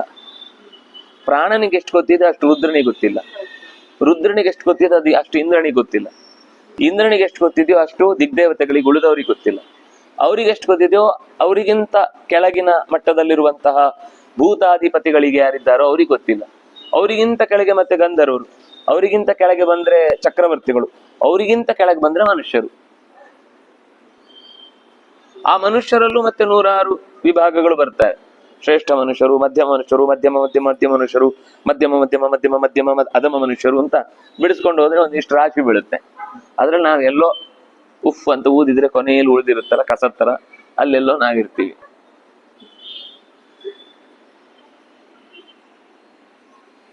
ಹಾಗಾಗಿ ಕೃಷ್ಣ ಏನು ಹೇಳಿದ ಅಂದ್ರೆ, ಭಗವಂತನನ್ನ ತಿಳ್ಕೊಳ್ಬೇಕಾದಾಗ ತಿಳಿಲಿಕ್ಕಾಗುದಿಲ್ಲ ಅಂದ್ರೆ ಏನರ್ಥ ಅಂದ್ರೆ ಪೂರ್ತಿ ತಿಳಿಲಿಕ್ಕೆ ಆಗುದಿಲ್ಲ, ಚೂರ್ ಚೂರ್ ತಿಳಿಬಹುದು. ಇಲ್ಲ ಅಂದ್ರೆ ಈ ಮಾತನ್ನು ಹೇಳಿ ಹಿಂದಿನ ಮಾತು ವಿರುದ್ಧ ಅಲ್ವಾ. ಅಚಿಂತ್ಯ ರೂಪಂ ಅಂತ ಒಂದೇ ಹೇಳಿದ್ರೆ ಸಾಕಿದೆ. ಕವಿಮ್ ಅಂತ ಹೇಳಿದ್ಯಾಕೆ, ಅನುಶಾಸಿತಾರಂ ಅಂತ ಹೇಳಿದ್ಯಾಕೆ, ಧಾತಾರಂ ಅಂತ ಹೇಳಿದ್ಯಾಕೆ, ಅದೆಲ್ಲ ಹೇಳಿಯೂ ಅಚಿಂತ್ಯ ರೂಪ ಅಂತ ಹೇಳಿದ್ದು ಅಂದ್ರೆ ಅಷ್ಟು ತಿಳ್ಕೊಳ್ಬೋದು. ಈಗ ಧಾತೃ ಹೊತ್ತಿದ್ದಾನೆ, ಎಲ್ಲವನ್ನು ಹೊತ್ತಿದ್ದಾನೆ. ಯಾವೆಲ್ಲ ನಮ್ಗೆ ಗೊತ್ತಿರೋದೆಲ್ಲ ನಮ್ಮನ್ನು ಹೊತ್ತಿದ್ದಾನೆ ಗೊತ್ತು, ನಾವೇ ಹೊತ್ಕೊಂಡಿಲ್ಲ ಅಂತಾನು ಗೊತ್ತು. ಇಷ್ಟು ಚಿಕ್ಕ ಒಂದು ಜೀವಿಗೆ ಇಷ್ಟು ದೊಡ್ಡ ಶರೀರ ಹೊತ್ಕೊಳ್ಲಿಕ್ಕೆ ಆಗ್ತಿತ್ತ? ಸ್ವತಂತ್ರವಾಗಿ ಬಿದೋಗ್ತಿತ್ತೆಲ್ಲೋ, ತೆವಳ್ಕೊಂಡು ಹೋಗ್ಲಿಕ್ಕೂ ಆಗ್ತಿರ್ಲಿಲ್ಲ. ಆದ್ರೆ ಒಳಗಿನಿಂದ ದೇವತೆಗಳ ದೊಡ್ಡ ರಾಶಿ ನಮಗೋಸ್ಕರ ಇದ್ದಕ್ಕಿದ್ದಾಗೆ ಒಳಗೆ ಬ್ರೈನ್ ಅಲ್ಲಿ ಸ್ಪಾರ್ಕ್ ಆಗುತ್ತೆ, ಕೈಗೆ ಮೆಸೇಜ್ ಹೋಗುತ್ತೆ, ಕೈ ಎತ್ತತ್ತೆ, ಒಳಗಿನಿಂದ ತಿಂದ ಅನ್ನ ಜೀರ್ಣ ಆಗಿ ಶಕ್ತಿಯಾಗಿ ಇಲ್ಲಿಗೆ ಮೆಸೇಜ್ ಹಾಕತ್ತೆ, ಈ ಕೈಯಿಂದ ಇಷ್ಟು ಎತ್ತಬೇಕಿದೆ, ಇಷ್ಟೇ ಭಾರ ಎತ್ತಬೇಕು. ಈಗ ನಾನು ಇದನ್ನ ಎತ್ತುವಾಗ ಏನ್ ಒಂದು ಶ್ರಮ ಹಾಕ್ತೇನೋ ಅದಕ್ಕಿಂತ ಹೆಚ್ಚು ಈ ಮೇಜ್ ಎತ್ತಬೇಕಾದ್ರೆ ಹಾಕ್ಬೇಕು. ಇಲ್ಲಿ ಹೇಳ್ಬೇಕಲ್ಲ ಇದಕ್ಕೆ. ಇಲ್ಲ ಅಂದ್ರೆ ಈ ಕನೆಕ್ಷನ್ ಇಲ್ಲ ಅಂದ್ರೆ, ಈಗ ಕೆಲವೊಮ್ಮೆ ಮಕ್ಕಳು ನೀವು ದೊಡ್ಡವರಿಗೂ ಆಗುತ್ತೆ ಹಾಗೆ, ನೀರಿದೆ ಅನ್ಕೊಂಡು ನಾವು ಹಿಂಗೆ ಎತ್ತು ಬಿಡ್ತೀವಿ, ಖಾಲಿ ಇರುತ್ತೆ ದಬ್ಬ ಅಂತ ಬಿದ್ದು ಬಿಡ್ತೇವೆ. ಕೆಲವೊಮ್ಮೆ ಬಕೆಟ್ ಅಂತ ಹೀಗೆ ಎತ್ತಿ ಬಿಡ್ತೇವೆ, ನೋಡಿದ್ರೆ ಖಾಲಿ ಬಕೆಟ್ ಬಂದು ಇಲ್ಲಿ ಈ ಕಡೆ ಬೀಳುತ್ತೆ. ಅಂದ್ರೆ ನಾವು ನಮ್ಮ ಇಮ್ಯಾಜಿನ್ ಏನಿತ್ತು ಅಷ್ಟು ನೀರಿರುತ್ತೆ ಅಂದ್ರೆ ಇಷ್ಟು ಭಾರ ಹಾಕಿ ಎಳಿಬೇಕು ಅಂತ. ಅದ್ ನೋಡಿದ್ರೆ ಎಂತದ್ದು ಇರುದಿಲ್ಲ. ಯಾರೋ ಒಬ್ಬ ಸುಮ್ನೆ ಹೀಗೆ ತಮಾಷೆ ಮಾಡ್ಲಿಕ್ಕೆ ಅಂತ ಒಂದ್ ದೊಡ್ಡ ಬಂಡೆ ಇತ್ತು ರಸ್ತೆಯಲ್ಲಿ, ಅವನು ಹತ್ತಿ ಹತ್ತಿ ಹತ್ತಿ ದೂಡ್ತಿದ್ದ. ಪಾಪ ಗಾಡಿಯಲ್ಲಿದ್ದವನಿಗೆ ಪಾಪ ಅಯ್ಯೋ ರಸ್ತೆಯಲ್ಲಿ ಅಡ್ಡ ಆಗ್ತಾ ಇದೆ ಅಂತ ತೆಗಿತಾ ಇದ್ದಾನೆ, ನಾನು ಹೆಲ್ಪ್ ಮಾಡ್ಬೇಕು ಅಂತ ಅವನು ಬಂದ ಅವನು ದೂಡ್ಲಿಕ್ಕೆ ಹೋದ್ರೆ ಅವ್ನು ಸೀದಾ ಬಿದ್ದ. ಅದು ಬರೀ ಕಾರ್ಡ್ ಬೋರ್ಡ್ ಇದ್ದಿತ್ತು, ನೋಡ್ಲಿಕ್ಕೆ ಮಾತ್ರ ಬಂಡೆ ತರ ಕಾಣಿಸ್ತಿತ್ತು. ಅವನು ಒಂದೇ ಸರ್ತಿ ಬಲ ಹಾಕಿದ್ದಾನೆ, ಸೀದಾ ಹೋಗಿ ಬಿದ್ದ. ಅಂದ್ರೆ ನಾವು ತಲೆಯಲ್ಲಿ ಏನ್ ಕಲ್ಪನೆ ಕೊಟ್ಟು ಹೇಳ್ತೇವೆ ಅದರ ಪ್ರಕಾರ ಈ ಕೈ ಕೆಲಸ ಮಾಡುತ್ತೆ. ಈ ಮೆಸೇಜ್ ಕೊಡೋನ್ ಯಾರು? ನಮ್ಗಂತೂ ಗೊತ್ತಿಲ್ಲ. ಇಷ್ಟಕ್ಕಿಷ್ಟು ಭಾರ ಹಾಕ್ಬೇಕು, ಇಷ್ಟು ನಮ್ಗೆ ಅದು ಕೈಯಲ್ಲಿ ಈ ಭಾರಕ್ಕೆ ನಾವು ಎಷ್ಟು ಶ್ರಮ ಹಾಕಿದ್ದೇವೆ ಅಂತ ನಮ್ಗೆ ಗೊತ್ತೇ ಇಲ್ಲ. ಆಗುದಿಲ್ಲ ಅಂತ ಆಮೇಲೆ ಗೊತ್ತಾಗುತ್ತೆ, ಓ ಇದು ಎತ್ತಲಿಕ್ಕೆ ಸ್ವಲ್ಪ ಕಷ್ಟ ಉಂಟು, ನನ್ನ ಹತ್ರ ಆಗಲ್ರಿ, ಯಾರೋ ಬನ್ನಿ ಅಂತ. ನಮ್ಗೆ ಆಗದೇ ಇದ್ದಾಗ ನಾವು ಇನ್ನೊಬ್ಬರನ್ನು ಹೇಳ್ತೇವೆ. ಅಥವಾ ಕೆಲವೊಮ್ಮೆ ನೋಡಿ ಗೊತ್ತಾಗುತ್ತೆ, ಇದು ವಜ್ಜ ಇದೆ, ಇದಕ್ಕೆ ಈ ಭಾರಕ್ಕೆ ನಮ್ಗೆ ಆಗುದಿಲ್ಲ. ಆದ್ರೆ ಭಾರವನ್ನ ಎತ್ತುವಾಗ ಎಷ್ಟು ಶ್ರಮ ಈ ಕೈ ಹಾಕಿದೆ ಎಷ್ಟು ಹಾಕಿಲ್ಲ ಈ ವಿಷಯದಲ್ಲಿ ನಾವೇನು ಮೆಸೇಜ್ ಕೊಟ್ಟು ಈ ಶರೀರದಿಂದ ನಾವು ತಿಳ್ಕೊಂಡಿದ್ದಲ್ಲ. ಧಾತೃ ಅನ್ನುವ ಶಬ್ದ ಜಗತ್ತಿನ ಎಲ್ಲವನ್ನೂ ಸರ್ವಸ್ಯ ಧಾತಾರಂ ಅನ್ನೋದು ಯಾವ್ದೆಲ್ಲ ಸರ್ವ ನೀವು ಅನ್ಕೊಂಡಿದ್ದೆಲ್ಲ ಅಂತ ಹೇಳ್ಬೇಕು ಅಷ್ಟೇ. ಕೊನೆಗೆ ನಿಮ್ಗೆ ಏನೇನು ಅನ್ಸುತ್ತೋ ಅದೆಲ್ಲವನ್ನು ಅವನೇ ಧರಿಸಿದ್ದಾನೆ. ನಿಮ್ಗೆ ಅನ್ಸ್ಲಿಕ್ಕೆ ತಲೆಯಲ್ಲಿ ಬರ್ಲಿಲ್ಲ ಅಂದ್ರೆ ಅದು ಗೊತ್ತಿಲ್ಲ ಅಂತ ಅರ್ಥ, ಅದು ಅಚಿಂತ್ಯ. ಈಗ ಅಚಿಂತ್ಯ ಅಂದ್ರೆ ಏನೆಲ್ಲ ಕಾವ್ಯ ಮಾಡಿದ್ದಾನೆ ಗೊತ್ತಿಲ್ಲ, ಏನನ್ನೆಲ್ಲ ತಿಳ್ಕೊಂಡಿದ್ದಾನೆ ಗೊತ್ತಿಲ್ಲ, ಅದರಿಂದ ಅಚಿಂತ್ಯ ಆಯ್ತು. ಇನ್ನು ಪುರಾಣಂ ಎಷ್ಟು ಅಪ್ಡೇಟ್ ಆಗಿದ್ದಾನೆ, ಯಾವ್ದ್ರಲ್ಲೆಲ್ಲ ಅಪ್ಡೇಟ್ ಆಗಿದ್ದಾನೆ, ಎಷ್ಟು ಹಿಂದಿದ್ದೆಲ್ಲ ಗೊತ್ತಿದೆ, ಎಷ್ಟು ಮುಂದಿದ್ದೆಲ್ಲ ಗೊತ್ತಿದೆ. ಮುಂದಿದ್ದು ಗೊತ್ತಿದೆ ಅಂತ ಜನರಲ್ ಇದೆ, ಹಿಂದಿದ್ದು ಯಾವ್ದೆಲ್ಲ ಮುಂದಿದ್ದು ಯಾವ್ದೆಲ್ಲ ಇದು ನಮ್ಗೆ ಗೊತ್ತಿಲ್ಲ, ಇದು ಅಚಿಂತ್ಯವೇ. ಮತ್ತೆ ಇನ್ನು ಅನುಶಾಸಿತಾರಂ, ಯಾರ ಕರ್ಮ ಹೇಗಿದೆ ಅಂತ ಯಾರಿಗ್ ಗೊತ್ತು, ಯಾರ ಸ್ವಭಾವ ಏನು ಅಂತ ಯಾರಿಗ್ ಗೊತ್ತು, ಯಾರ ಕಾಲ ಯಾವಾಗ ಕೂಡಿ ಬರುತ್ತೆ ಅಂತ ಯಾರಿಗ್ ಗೊತ್ತು, ಅವನಿಗೆ ಗೊತ್ತು. ಆದ್ರೆ ನಮ್ಗೆ ಗೊತ್ತಿಲ್ಲ, ಆದ್ರಿಂದಾಗಿ ಅಚಿಂತ್ಯನೆ. ಮತ್ತೆ ಅಚಿಂತ್ಯ ಅಂದ್ರೆ ಹಿಂದೆ ಹೇಳಿದ ಶಬ್ದದ ಅರ್ಥವೇ ಅದು, ಹೊಸ ಶಬ್ದ ಅಲ್ಲ. ಆದ್ರೆ ನಮಗೆ ಗೊತ್ತಿದೆ ಅಂತ ಅನ್ಸ್ಬಿಡುತ್ತೆ. ಸರ್ವಜ್ಞ ನಂಗೆ ಗೊತ್ತಿದೆ, ದೇವ್ರ ಬಗ್ಗೆ ತಿಳ್ಕೊಂಡಾಯ್ತಲ್ವಾ. ಧಾತೃ ಅಂತ ಗೊತ್ತಿದೆ, ಸರ್ವಸ್ವ ಧಾತರಂ ಎಲ್ಲವನ್ನು ಹೊತ್ತು ನಿಂತವನು ಗೊತ್ತಿದೆ. ಯಾವ್ದೆಲ್ಲವನ್ನು ಅದು ಗೊತ್ತಿಲ್ಲ. ಹಾಗಾದ್ರೆ ಅಚಿಂತ್ಯವೇ, ಅವನನ್ನು ತಿಳಿದು ಮುಗಿಯುವುದು ಅಂತಿಲ್ಲ. ಕೊನೆಗೆ ಹೇಳಿದ್ರು ಆದಿತ್ಯವರ್ಣಂ, ನೇಸರನ ಬಣ್ಣ, ಸೂರ್ಯನ ಬಣ್ಣದ, ಹುಟ್ಟಿದ ಸೂರ್ಯನ ಬಣ್ಣ ಹೇಗಿರುತ್ತೋ ಹಾಗಿರುವಂತ ಬಣ್ಣ. ಒಂಚೂರು ಕಲರ್ ಕೊಟ್ರೆ ಕಲರ್ಫುಲ್ ಆಗಿರುತ್ತೆ. ಅದಕ್ಕೆ ಹೇಳಿದ್ರು ಆದಿತ್ಯವರ್ಣಂ, ಬಂಗಾರದ ಬಣ್ಣ, ಹುಟ್ಟುವ ಸೂರ್ಯನ ಬಣ್ಣದ ಹಾಗೆ ಅವನ ಶರೀರ ಇದೆ. ಮತ್ತೆ ತಮಸ ಪರಸ್ತಾತ್, ಕತ್ತಲೆ ಅನ್ನೋದು ಅವನ ಹತ್ರ ಸುಳಿಯುವುದಿಲ್ಲ, ಅಜ್ಞಾನ ಅನ್ನೋದು ಅವನಿಗೆ ನಾಟುವುದೇ ಇಲ್ಲ. ನೀವು ದೇವರನ್ನು ತಿಳಿಬೇಕಾದಾಗ ತುಂಬಾ ಮುಖ್ಯವಾದದ್ದೇನು ಅಂದ್ರೆ, ತಮಸ್ಸು ಅಂದ್ರೆ ಕತ್ತಲೆ, ತಮಸ್ಸು ಅಂದ್ರೆ ಅಜ್ಞಾನ, ತಮಸ್ಸು ಅಂದ್ರೆ ದೋಷ. ದೇವರಲ್ಲಿ ದೋಷ ಇಲ್ಲ, ದೇವರಲ್ಲಿ ಅಜ್ಞಾನ ಇಲ್ಲ, ದೇವರಿಗೆ ಕತ್ತಲೆ ಅಂಟುವುದಿಲ್ಲ. ಅವನ ಹತ್ರ ಮೈಯಲ್ಲಿ ಒಂಚೂರು ಕತ್ಲೆ ಮೆತ್ಕೊಂಡಿದೆ, ಸ್ವಲ್ಪ ಕಿತ್ತಾಕೋ ಅಂತ ಬೇರೆ ಯಾರು ಅವನ ಹತ್ರ, ಯಾಕಂದ್ರೆ ಅವನು ಸ್ವತಃ ಬೆಳಕಿನ ರೂಪ. ಸೂರ್ಯನಿಗೆ ಕತ್ಲೆ ಅಂಟಲ್ಲ, ಯಾಕಂದ್ರೆ ಸೂರ್ಯನಿಗೆ ಬೆಳಕು ಕೊಟ್ಟವನೇ ಅವನು. ತಸ್ಯ ಭಾಸ ಸರ್ವಮಿದಂ ವಿಭಾತಿ, ಅವನ ಬೆಳಕಿಂದಲೇ ಜಗತ್ತಿನ ಎಲ್ಲವೂ ಕೂಡ ಬೆಳಗತ್ತೆ. ಅದನ್ನಾಗಿ ಎಲ್ಲದರ ಒಳಗಿನ ಶಕ್ತಿಯನ್ನು ತುಂಬುವವನಾಗಿ, ಬಂಗಾರದ ಬಣ್ಣದವನಾಗಿ, ಎಂದೂ ಕೂಡ ಅಜ್ಞಾನವನ್ನಾಗಲಿ ಅಥವಾ ದೋಷವನ್ನಾಗಲಿ ಅಂಟಿಸಿಕೊಳ್ಳದವ. ಈ ಬೆಳಕಲ್ಲ, ಇದಕ್ಕಿಂತಲೂ ಬೇರೆ ಯಾವ್ದೊಂದು ಬೆಳಕಿದೆ. ಬೆಳಕು, ಬೆಳಕು ಜೊತೆಗೆ ಶರೀರವೂ ಇದೆ. ಬರೀ ಬೆಳಕು ಅಂದ್ರೆ ಈಗೆಲ್ಲೋ ಪಾಸ್ ಆಗುವಾಗ ಆಚೆ ಈಚೆ ಮಧ್ಯೆ ಬೆಳಕು ಕಾಣುತ್ತೆ, ಹಾಗಲ್ಲ. ಅದಕ್ಕೆ ಹೇಳಿದ್ದು ನೀವು ತಿಳಿದ ಯಾವುದು ಅಲ್ಲ ಅಂತ. ಅದು ಫ್ಲಾಸ್ಮನೂ ಅಲ್ಲ.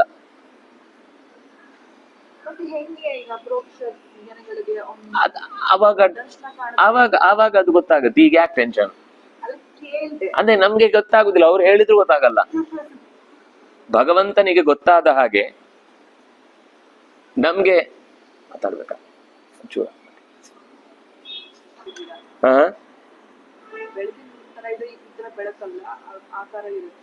ಹೌದು, ಆಕಾರ ಇರುತ್ತೆ, ಇರ್ಬೋದು, ಆಗಲ್ಲ. ಆದ್ರಿಂದಾಗಿ ಅವನಿಗೆ ನಿರಾಕಾರ ಅಂತ ಹೆಸರು. ದೇವರಿಗೆ ಈ ನಿರಾಕಾರ ಅಂತ ಹೇಳಿದ್ರ ಉದ್ದೇಶವೇ ಅದು. ಹೌದು, ಮುಟ್ಲಿಕ್ಕೆ ಸಿಗುತ್ತೆ, ಮಲಗಿಸ್ಕೊಳ್ಳಿಕ್ ಸಿಗುತ್ತೆ, ಎತ್ಕೊಳ್ಳಿಕ್ಕೆ ಅಲ್ಲ ಅಲ್ಲ ಅಲ್ಲ ಅಲ್ಲ ನಿಜ ಸಿಗುತ್ತೆ. ಆದ್ರೆ ಅದು ಈ ಮಣ್ಣು ನೀರು ಗಾಳಿ ಬೆಂಕಿ ಆಕಾಶ ಅಲ್ಲ. ನೋಡಿ, ಈ ಇಡೀ ಜಗತ್ತನ್ನ ನಿರ್ಮಾಣ ಮಾಡಿದ ಶಕ್ತಿಗೆ ಇದಕ್ಕಿಂತ ಚೆನ್ನಾಗಿರುವ ಸ್ಪರ್ಶವನ್ನ, ಇದಕ್ಕಿಂತ ಚೆನ್ನಾಗಿರುವ ರೂಪವನ್ನ, ಇದಕ್ಕಿಂತ ಚೆನ್ನಾಗಿರುವ ರಸವನ್ನ, ಇದಕ್ಕಿಂತ ಚೆನ್ನಾಗಿರುವ ಗಂಧವನ್ನ ಕೊಡ್ಲಿಕ್ಕೆ ಬರಲ್ವಾ? ಮತ್ತೆ ಹಾಗಂದ್ರೆ ಮಣ್ಣಿನ ಗುಣ ಅವನೇ ಕೊಟ್ಟದ್ದು, ಅದಕ್ಕೆ ಗಟ್ಟಿಯಾಗುವ ಗುಣ. ಅವನಿಗೊಂದು ಗಟ್ಟಿಯಾಗುವ ಗುಣ ಇಲ್ವಾ? ನಮ್ಮನ್ನ ಹಿಡ್ಕೊಂಡು ಎತ್ಕೊಳ್ಳುವ ಗುಣ ಇಲ್ವಾ?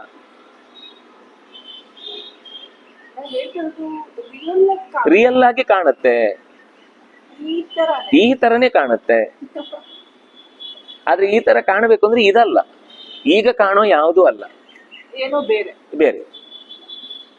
ಅದು ನಮ್ಮ ಮನಸ್ಸು ಪೂರ್ತಿ ಸ್ಥಗಿತ ಆದಾಗ ಆ ಕಣ್ಣಿಗೆ ಗೊತ್ತಾಗತ್ತೆ. ನಿಲ್, ಅದೇನು ಕೆಲಸ ಮಾಡಬಾರ್ದು. ಈ ಮನಸ್ಸು ಕೆಲಸ ಮಾಡೋದು ನಿಲ್ಸಿದ್ರೆ, ಈಗ ಹೊರಗಿನ ಕಂಪ್ಯೂಟರ್ ಕೆಲಸ ಮಾಡೋದು ನಿಲ್ಸಿದ್ರೆ, ಇನ್ನರ್ ಅಂದ್ರೆ ಸೆವೆಂತ್ ಸೆನ್ಸ್, ಇನ್ನರ್ ಐ ಇದೆಯಲ್ಲ, ಅಂದ್ರೆ ನಮ್ಮ ಜೀವದ ಕಣ್ಣು ಅಥವಾ ಜೀವದ ಮನಸ್ಸು, ಅದು ಜಾಗೃತ ಆದಾಗ ಅದಕ್ಕೆ ಭಗವಂತನ ಈ ಜ್ಞಾನಾನಂದಮಯವಾದ ರೂಪವನ್ನ ಗ್ರಹಿಸುವ ಶಕ್ತಿ ಇದೆ.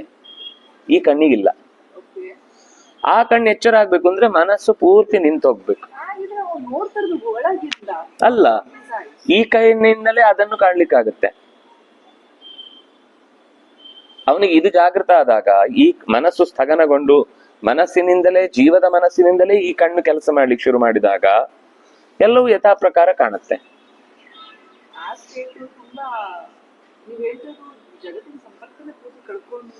ಸಂಪರ್ಕ ಕಳ್ಕೊಳ್ಳೋದು ಹೌದು, ಆದ್ರೆ ಜಗತ್ತಿನಲ್ಲಿ ಇದ್ದೇ ಕಾಣುದು. ಜಗತ್ತಿನ ಸಂಪರ್ಕ ಕಳ್ಕೊಳ್ಬೇಕು ಅನ್ನೋದು ಸತ್ಯ. ಆದ್ರೆ ಜಗತ್ತಿನ ಬಗ್ಗೆ ಅದು ಇಲ್ಯೂಷನ್ ಅಂತ ಭ್ರಮಿಸಿ ಬಿಡುದಲ್ಲ, ಅದು ಇದೆ. ಆದ್ರೆ ಅದಕ್ಕಿಂತ ಬೇರೆಯಾಗಿ ಇದ್ದಾನೆ ಅಂತ ತಿಳಿಬೇಕು. ಹುಚ್ಚು ಅಂತ ಹೇಳ್ತಾರೆ. ಅವ್ರಿಗೂ ಹೇಳಲಿಕ್ಕೂ ಆಗಲ್ಲ. ಯಾರೀಗ ನೋಡಿದವ್ರು ಇದ್ದಾರೆ, ಅವ್ರು ಬಂದು ಹೇಳಿದ್ರು ನಾವು ಅವರನ್ನು ಹುಚ್ಚರು ಅಂತೀವಿ. ಮತ್ತೆ ಅದು ಅಷ್ಟು ಸುಲಭದಲ್ಲಿ ನಮಗೆ ದೈನಂದಿನ ವಸ್ತುವಿನಂತೆ ಸುಲಭದಲ್ಲಿ ಕಾಣುವುದಿಲ್ಲ. ಇಲ್ಲ, ಫಸ್ಟ್ ಕಾಣುವುದು ಯಾವಾಗ್ಲೂ ಸೂಕ್ಷ್ಮವಾಗಿ ಜೀವದ ಒಳಗೆ ಕಾಣುದು, ಯಾವಾಗ ಸದಾ ಹೊರಗಿನಿಂದ ಕಾಣಬೇಕು ಅಂತಿಲ್ಲ. ಅದು ಅವತಾರ ಕಾಲದಲ್ಲಿ ಓಡಾಡೋರಿಗೆ ಸಿಗುತ್ತೆ. ಅಷ್ಟು ಈ ಕಾಲದಲ್ಲಿ ಅವ್ರಿಗೆ ಎಲ್ಲಿ ನೋಡ್ರು ಹಂಗೆ ಕಾಣಿಸ್ತಾ ಇರುತ್ತೆ. ದೇವರ ಸ್ವರೂಪ ಎಚ್ಚರ ಇರುತ್ತೆ, ಅಲ್ಲಿ ಕಾಣುತ್ತೆ. ಆದ್ರೆ ಅದು ಅವರಿಗೆ ಅವರ ಒಳಗಿದ್ದೇ ಅಲ್ಲಿ ಕಾಣೋದು ಹೊರತು ಅಲ್ಲಿ ಇರುವ ಹಾಗೆ ಈ ವಸ್ತುವಿನ ಹಾಗೆ ಎಲ್ಲಾ ಕಡೆಯಲ್ಲಿ, ಅಂದ್ರೆ ನಾ ಹೇಳ್ತಾ ಇರೋದು ಚೈತನ್ಯಮಯವಾದ ರೂಪ ಕಾಣಬೇಕು ಅಂತಿಲ್ಲ. ಅದರಲ್ಲಿರುವ ಭಗವಂತನ ಶಕ್ತಿ ಅವರಿಗೆ ಅರಿವಿಗೆ ಬರ್ತಾ ಇರುತ್ತೆ. ಇದು ಪ್ರೆಸೆನ್ಸ್, ಅದು ನಿಮ್ಗೆ ನಾನು ಹೇಳಿದ್ರೆ ಅರ್ಥ ಆಗಲ್ಲ, ಅದಿದೆ ಅನ್ನೋ ಅನುಭವ ಅಷ್ಟೇ. ಅದು ಕಣ್ಣಿಗೆ ಈ ವಸ್ತು, ಈಗ ಮೊಬೈಲ್ ಕಂಡ ಹಾಗೆ ವಸ್ತು ಕಂಡಾಗ ಕಾಣಬೇಕು ಅಂತಿಲ್ಲ, ಯಾವಾಗ್ಲೂ ಕಾಣುವುದಿಲ್ಲ ಕೂಡ. ಹೌದು, ಇಲ್ಲ, ಅವನ ಪ್ರೆಸೆನ್ಸ್ ಅರ್ಥ ಆಗುತ್ತೆ, ಅರ್ಥ ಆಗ್ತಾ ಇರುತ್ತೆ. ಹೌದು, ಮಾಡ್ತಿರ್ತಾನೆ ಅಷ್ಟೇ. ಹಾಗಾದ್ರೆ ನಮ್ಗೆ ಕೆಲವು ಸಂಗತಿಗಳನ್ನ ಹೇಳಿದ ಹಾಗಾಯ್ತು. ದೇವರ ಬಗ್ಗೆ ತಿಳ್ಕೊಳ್ಬೇಕಾದದ್ದು ಏನು? ಅದು ಕತ್ತಲಿಗಿಂತ ಆಚೆಗಿದೆ, ಅಜ್ಞಾನಕ್ಕಿಂತ ಆಚೆಗಿದೆ, ದೋಷಕ್ಕಿಂತ ಆಚೆ ಇದೆ ಅಂತ ಹೇಳಿದ ಹಾಗಾಯ್ತು. ಸರಿ, ಮತ್ತೇನು ಅಂತ ತಿಳ್ಕೊಳ್ಬೇಕು? ಅವನನ್ನ ಯಾವಾಗ ತಿಳ್ಕೊಳ್ಬೇಕು? ಹಾಗೆ ಪ್ರಯಾಣ ಕಾಲೆ, ಶರೀರ ಬಿಟ್ಟು ಹೋಗುವಾಗ ಈ ರೂಪ ಅವನದ್ದು ನಮಗೆ ನೆನಪಿರ್ಬೇಕಾದದ್ದು. ಕವಿಂ ಪುರಾಣ ಮನುಷಾಸಿತಾರಂ ಅಣೋರಣೀಯಾನ್ ಸಮನುಸ್ಮರೇದ್ಯ ಸರ್ವಸ್ಯ ಧಾತಾರಮ ಚಿಂತ್ಯ ರೂಪಂ ಆದಿತ್ಯವರ್ಣಂ ತಮಸಃ ಪರಸ್ತಾತ್ ಅನ್ನುವ ಈ ಶ್ಲೋಕದಲ್ಲಿರುವ ಭಾವ ನಮ್ಮ ದೇಹ ಉತ್ಕ್ರಮಣ ಆಗುವ ಸಮಯದಲ್ಲಿ ನಮಗೆ ನೆನಪಾದ್ರೆ ಬಹಳ ಅವನ ಎಚ್ಚರ ನಮಗೆ ಬಂದಿದೆ ಅಂತ ಅರ್ಥ, ಅಥವಾ ಮುಂದೆಯೂ ಅದು ಕಂಟಿನ್ಯೂ ಆಗುತ್ತೆ ಅಂತ ಅರ್ಥ. ಯಾಕೆಂದ್ರೆ ಕೃಷ್ಣನೇ ಹೇಳಿದ್ದು, ಪ್ರಯಾಣ ಕಾಲೇ ಮನಸಾಚಲೇನ ಭಕ್ತ್ಯಾ ಯುಕ್ತೋ ಯೋಗ ಬಲೇನ ಚೈವ ಭ್ರುವೋರ್ ಮಧ್ಯೆ ಪ್ರಾಣಮಾವೇಶ್ಯ ಸಮ್ಮಕ್ ಸತಂಪರಂ ದಿವ್ಯಮುಪ ಇತಿ ಚಾದ್ಯಂ ಸತಂಪರಂ ಪುರುಷಮುಪ ಇತಿ ದಿವ್ಯಂ. ಕೊನೆಯ ಪ್ರಾಣ ಉತ್ಕ್ರಮಣ ಆಗುವ ಹಂತದಲ್ಲಿ ಭಗವಂತನಲ್ಲಿ ಭಕ್ತಿ ಇಟ್ಟಿರ್ತಾನವನು. ಅದು ಭಕ್ತಿ ಅಂತಂದ್ರೆ ಅತ್ಯಂತ ಬಿಗಿಯಾಗಿ, ಅವನು ಬಿಟ್ಟು ಬೇರೆ ಯಾವುದು ಬೇಡ ಅಂತ ಅವನಿಗೆ ನಿಶ್ಚಯವಾಗಿರುತ್ತೆ. ಬೇರೆ ಎಲ್ಲ ವಸ್ತುಗಳನ್ನ ತಡೆದು ನಿಲ್ಲಿಸಿರ್ತಾನೆ. ಹುಬ್ಬಿನ ಮಧ್ಯದಲ್ಲಿ ಪ್ರಾಣವಾಯುವನ್ನ ಅಲ್ಲಾಡದಂತೆ ದೀಪದ ಹಾಗೆ ನೆಲೆಸಿ ಆ ಪ್ರಾಣಾಯಾಮದ ಮೂಲಕ ಭಗವಂತನ ಅನೇಕ ಲೀಲೆಗಳನ್ನ ಅವನು ಅನುಭವಿಸ್ತಾನೆ. ಅದು ಹೊರಗೆ ಕಂಡಂತೆ ಅವನಿಗೆ ಒಳಗಿನಿಂದಲೂ ಕಾಣಬಹುದು. ಹೊರಗೆ ಏನ್ ಕಾಣಿಸ್ತಾ ಇರುತ್ತೋ ಅಷ್ಟು ಅವನಿಗೆ ಒಳಗೂ ಕಾಣಿಸ್ಬೋದು. ಅವನಿಗೆ ಕಾಣಬೇಕು ಅಂತನ್ನುವ ಯೋಗ ಇದ್ರೆ ಅದನ್ನು ದೇವರು ತೋರಿಸ್ತಾನೆ. ಯಾವುದೋ ಒಂದು ಇಬ್ಬರು ಋಷಿಗಳ ಕಥೆ ಬರುತ್ತೆ, ಅಂದ್ರೆ ಪುರಾಣದಲ್ಲಿ ಇಲ್ಲ ಅದು, ಒಂದು ಸ್ಥಳ ಚರಿತ್ರೆಯಲ್ಲಿ. ಮನ್ನಾರ್ಗುಡಿ ಅಂತ ಒಂದು ದೇವಸ್ಥಾನ ಇದೆ, ಅಲ್ಲಿ ಒಂದು ಹಳದಿ ನದಿ ಇದೆ, ಪೀತ ಗಂಗಾ ಅಂತ ಏನೋ ಒಂದು ಹೆಸರಿದೆ, ನಂಗೆ ಮರ್ತೋಯ್ತು ಅದ್ರ ಹೆಸರು. ಅದರ ತೀರದಲ್ಲಿ ಇಬ್ಬರು ಋಷಿಗಳು ನಿರಂತರ ತಪಸ್ಸು ಮಾಡಿ ಭಗವಂತನ, ನಾವು ಆಗ ದ್ವಾರಕೆಯಲ್ಲಿ ಇರ್ಲಿಲ್ಲ ಅಥವಾ ಮಥುರೆಯಲ್ಲಿ ಇರ್ಲಿಲ್ಲ, ನಮಗೆ ದೇವರೇ ನಿನ್ನ ರೂಪ ನೋಡ್ಲೇಬೇಕು ಅಂತ ಅತ್ರಂತೆ ಹಠ ಮಾಡಿದ್ರಂತೆ. ಅವರಿಗೋಸ್ಕರ ಕೃಷ್ಣ ಆ ನದಿಯ ತೀರದಲ್ಲೆಲ್ಲ ಅದೇ ತರದ ಒಂದು ಮಥುರೆಯ ವಾತಾವರಣವನ್ನು ನಿರ್ಮಾಣ ಮಾಡಿ ಅವರಿಗೆ ಅದನ್ನ ತೋರಿಸಿ ಅವರು ಕಣ್ತುಂಬ ತುಂಬಿಕೊಂಡು ಕೃಷ್ಣ ಅಂತ ಹೇಳಿ ಪ್ರಾಣ ಬಿಟ್ರಂತೆ. ಅದರ ನೆನಪಿಗೋಸ್ಕರ ಅಲ್ಲಿ ಮನ್ನಾರ್ಗುಡಿಯಲ್ಲಿ ಕೃಷ್ಣನನ್ನ, ರಾಜಗೋಪಾಲನನ್ನ ಪ್ರತಿಷ್ಠೆ ಮಾಡಿದ್ರು ಅಂತ ಹೀಗೊಂದು ಅಲ್ಲಿಯ ಕಥೆ ಇದೆ. ತೀರಾ ಅಸಂಭವನೀಯ ಅಂತ ಹೇಳುವ ಹಾಗಿಲ್ಲ, ಯಾಕಂದ್ರೆ ಅದರ ಆ ಕಥೆಯನ್ನ ಕೇಳುವಾಗ ಒಬ್ಬ ನಿಜವಾದ ಪ್ರಾಮಾಣಿಕವಾದ ಭಕ್ತಿ ಮಾಡಿದವನಿಗೆ ಅಂತದ್ದು ದರ್ಶನ ಆಗುದೇನು ಅಸಾಧ್ಯ ಅಲ್ಲ.